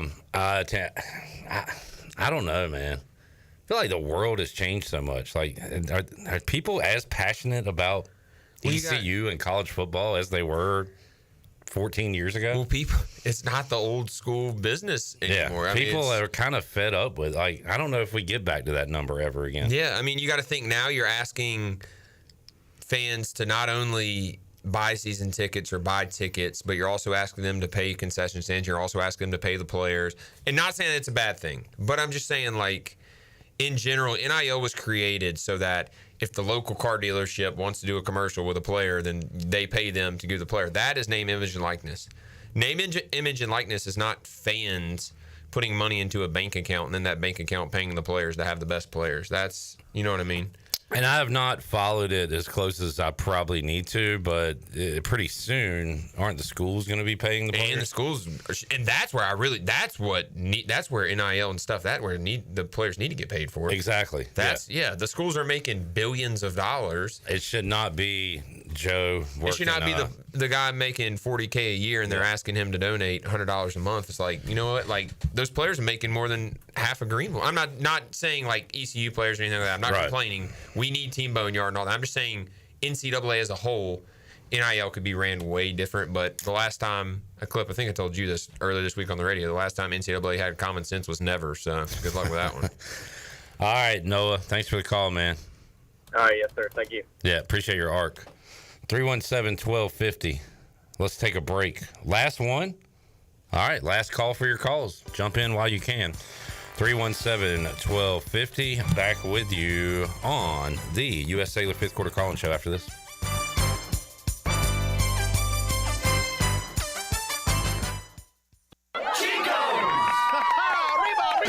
Chico's Mexican Restaurant is where the fiesta never ends. Grab your amigos and head to Chico's every Wednesday for shrimp tacos for $11.99. Plus Wednesdays means all Mexican imports for just $2.99. Thursdays, enjoy your favorite beef, chicken, or vegetable fajitas for only $11.99. For Mexican food and fun, it's got to be Chico's Mexican Restaurant in downtown Greenville and online at chicosrestaurant.com. Chico's, where the fiesta never ends. This is Talbot Green with Integrity Home Mortgage. Are you ready and pre-approved if the home you want to purchase comes for sale today? This is a very important step when trying to purchase a home in the current market. Integrity Home Mortgage offers a wide variety of loan programs. Our team of Talbot Green, Braxton Green, and Joanne Weir has over 50 years of experience and is committed to providing you with the superior customer service you deserve. To get started, call me, Joanne Weir, at 531-1148. Joanne Weir, in MLS 75974. For informational purposes only, Integrity Home Mortgage Corporation is an equal housing lender in MLS 208516. North Carolina State Parks invites you to enjoy camping your way. With the weather changing, booking your own cabin is the perfect solution for your camping getaway. Reserve campsites or cabins today at Jones Lake, Goose Creek, and Cliffs of the Neuse. Whether you enjoy traditional camping or air-conditioned cabins that can be rented with Wi-Fi, your next adventure can include hiking, beautiful scenery, and sunsets by the campfire. For information on booking a cabin, visit ncparks.gov. Listen up, Greenville. The Kawasaki Good Times Demo Tours coming to Ron Ayers Motorsports Friday, October 25th and Saturday, October 26th. The Good Times Demo Tour is bringing its semi with over a dozen different demo models for you to test ride. In addition to the factory incentives, every demo rider is eligible for Kawi Cash, which could save you up to $500. To ride, you must be 18 years of age, have proof of a valid motorcycle endorsement, and pass a breathalyzer. Attendees are required to follow all local and state public health and safety regulations. Be sure to bring your riding gear. For full event details, check out RonAyersMotorsports.com. Switching is easy. We do it all the time. We switch on the lights. We switch TV channels. Some of us switch partners while square dancing. Well, that's a stretch. But what's not a stretch is how you can switch and save with State Farm. In fact, this is State Farm agent Timothy Sawyer right here in Greenville. We can switch your auto and home insurance so you can start saving today. My team and I are ready to welcome you to the State Farm neighborhood. With Timothy Sawyer State Farm, it's easy to switch and save. Just give us a call, 493-0002. Like a good neighbor, State Farm is there. Public pirate notice on a discount mattress and furniture. Fresh start with a new coach with a new winning attitude. These are your pirate discounts. Only discount mattress and furniture. Computer desk regular $200, now $79. Queen mattresses regular $700, now $295. Dinettes regular $500, today $200. Only discount mattress and furniture. Well, winning is not everything. It's the only thing, and I'll see you there. At Chicken Salad Chick, we make our food from scratch every day using fresh quality ingredients. We have 12 flavors of chicken salad, plus soups, sides, sandwiches, and desserts. Whether you're craving traditional, savory, spicy, or fruity and nutty chicken salad, we have something for everyone. All of our delicious chicken salads conveniently packaged in take-home containers and multiple sizes for you or the whole family. Visit Chicken Salad Chick or order online today. Now open at 112 Red Banks Road in Greenville. Chicken Salad Chick. This is Carter Spivey, and you're listening to Pirate Radio, the voice of the Pirate Nation.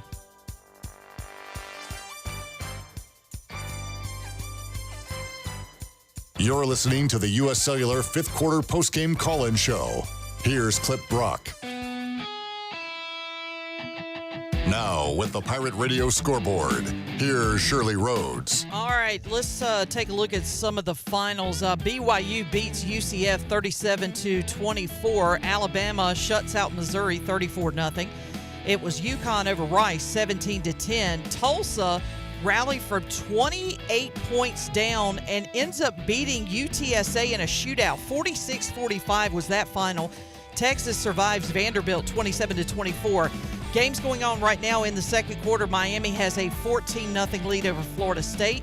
It's West Virginia 10, Arizona 7 in the second quarter. LSU and Texas A&M are underway, no score. Michigan State and Michigan are underway as well. They have not posted a score yet. Wisconsin has an early 3-0 lead over Penn State in the first quarter, and Kentucky has kicked a field goal. They lead Auburn 3-0. That is a look at your Buccaneer Music Hall scoreboard, brought to you by The Buck. It is your beacon of music in the land of pirates, and they have all the fun for your Sunday fun day. Kick off the day with the largest 4K screen in Greenville, along with 18 TVs so you don't miss a game. And they have weekly jersey giveaways that start at 5 o'clock. Score every Sunday at The Buck. Now let's head back into the U.S. Cellular fifth quarter. Here's Clip. Well, I know he's not a fan of me. Welcome back to the show. 317-1250. We go to the Big Rock Power Sports Live line. Last call for your calls. Andrew is up in Morehead City. Hey, Andrew. Hey, guys. How's it going? All right. Good. I'm pretty stoked about the win tonight. Had a few items I want to talk about. You may have already covered some of them. If you have, then you can just let me know. But first thing I want to say, just the resurgence on the sidelines was very noticeable and unlike other games. And I don't know, I know you guys kept saying that Houston, well, you haven't said this right out, but you've said Blake Harrell is such a likable guy, energetic. But I'm kind of like, was Houston was he too rigid? And I guess my question would be, was he too military-like? I'm seeing guys dancing on the sidelines, just like, looks like a total different vibe going on. I just want to get y'all thoughts on that. That's the first thing. Well, these guys can answer it. I'll tell you from the outside, he seemed rigid to me. Although, I've talked to him personally. He's got a personality and everything, but conservative, rigid, I would say those are some words I'd use. But Holden, you know him much better. Yeah, look, no one probably loves Coach Houston more than me. I think he's a great human being, and he cares a lot about his players. I talked to him the day he got fired. He was just upset, and he never once said like anything about himself. He felt bad for his kids, and he felt bad for the players, and he wished he could have finished it with them. So it wasn't him as a person. I think what we saw today was like the energy and stuff. Me and Caden kind of went through this when Coach Mo was here. We like Coach Mo a lot. Playing on a team where you think your coach is going to get fired eventually through the season is as stressful as you'll ever have. Like going week to week, day to day, every single time you're on social media. And by the way, these players found out from social media that their head coach was fired. That's a whole nother issue. But every time you go on social media, every single day, you're like, crap, is he getting fired? And then a part of it's like, as a player, you're just like, that's kind of my fault too. Like, we're not playing well, and now, my head coach is going to get fired. Now that he's fired, it's like the monkey's off the back. Okay, well, let's just go play now. Let's have fun. The coaches might not be here. They're probably having more fun now. They're not as stressed. The players are like, you know what? Let's get to a bowl game. Our coach is already gone. Let's just have fun with it. Like, they're kind of like us against the world now. Because, look, let's be honest. All the fans were calling for Coach Houston. The players love Coach Houston. So that now they're like, all right, well, the fans got what they want. So it's just going to be us against the world now. I'm just, that's my thoughts. And I think that's very valid of what the players were thinking. Today almost felt like a bowl game. Like guys were having fun. Yeah. Like football's supposed to be fun. But it just seemed very loose, like watching all the guys. That's what it is, I'm telling you. Yeah, that was my other thought, was maybe, they were on eggshells for that perspective. Like, just, getting that elephant or monkey off their back, basically, of not having that pressure on them. The other thing was, okay, and then going back, just to go back to that, was like Marlon Gunn dancing in the end zone. Would that have been allowable before? Yeah, 100%. Yeah. Coach Houston was all for that. That was a quick little thing, too. Yeah. Okay, and then next thing, and I think you briefly covered it, but would the JDB on the field, would that have been a Houston having him in the booth requirement, or was that a Blake Harrell maybe come down to the field? So I asked, I'm going to go off memory here. I asked JDB very early on, would he be in the booth or the sideline? And he said he has always been in the booth. So I believe that was his decision and his preference. So I'm thinking this week, Holton, they shake things up a bit and Blake goes down there. And again, I asked you earlier, why would JDB go down there? But maybe just to mix things up. I don't know. To mix things up for one. And yeah, he said the same thing on our podcast. He was like, he's always been in the box guy. Because when you're assistant, you always have someone up in the box that you really trust. And it seemed like he was that guy for a lot of, OCs. But I think it was more, look, when you're already down a head coach, like Coach Harrell can't go, when you're a coordinator on the sideline, like you can go and talk to guys and stuff like that, or Coach Houston could, like losing your main voice, which is Coach Houston, obviously, like you need more than just one voice to fill that in. You need a couple voices to kind of go in and manage the sideline a little bit more. So I think it went into that. And Caden Hauser's second start, maybe he wants to be in his face, in his ear more on the sideline. There might have been something, I mean, there's just a lot. Maybe they didn't like communicating over the phone. Maybe they didn't communicate well over the phone. Like me and Donnie, we communicated always really good, but we were the same person. We were both fiery, so we weren't always the best on the sideline together. So he eventually moved to the box, and it was perfect. It's just there's a lot of things involved with it. Do I think that's because of Coach Houston? Like he didn't allow him to? No, Coach Houston told him to do what he wants to do. Right. My only my last thing would be, did you guys notice Houston was cut out of the intro video?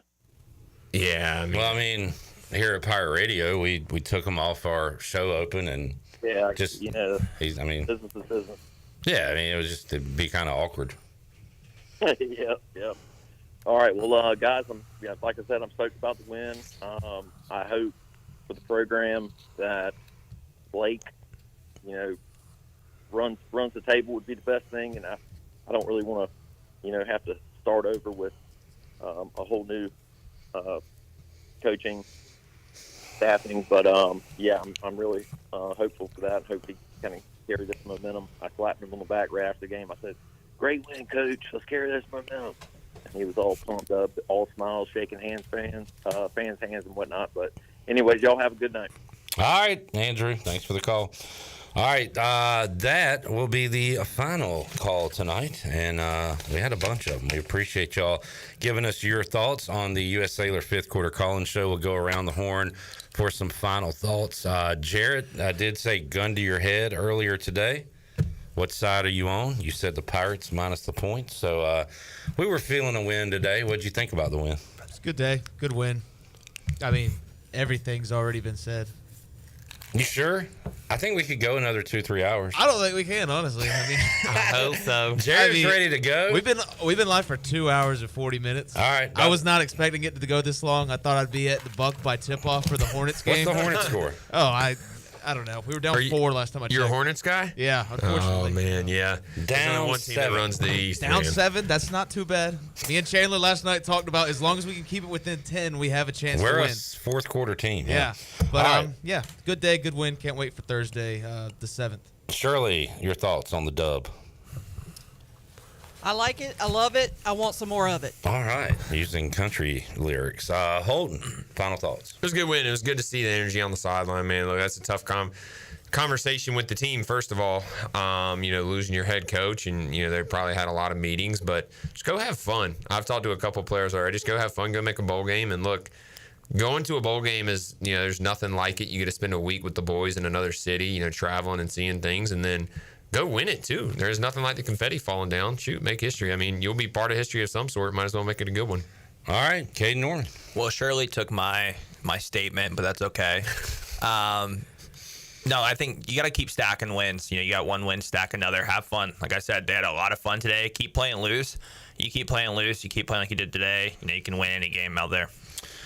All right, my final thought is I will not be talking to you next Saturday because we'll be off watching college football. That'll be fun, but we will be back with you Thursday the 7th on the Bud Light pregame tailgate and the U.S. Cellular fifth quarter call-in show. Appreciate y'all tuning in. Thanks to Dank Burrito for the awesome post-game food tonight, and Ryan at Wings Over dropping us off some awesome wings as well.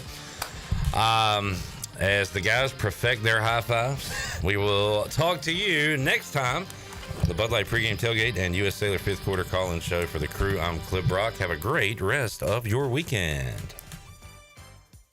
You have been listening to the U.S. Cellular fifth quarter postgame call-in show. Join us next time for complete postgame coverage of East Carolina football, exclusively on Pirate Radio.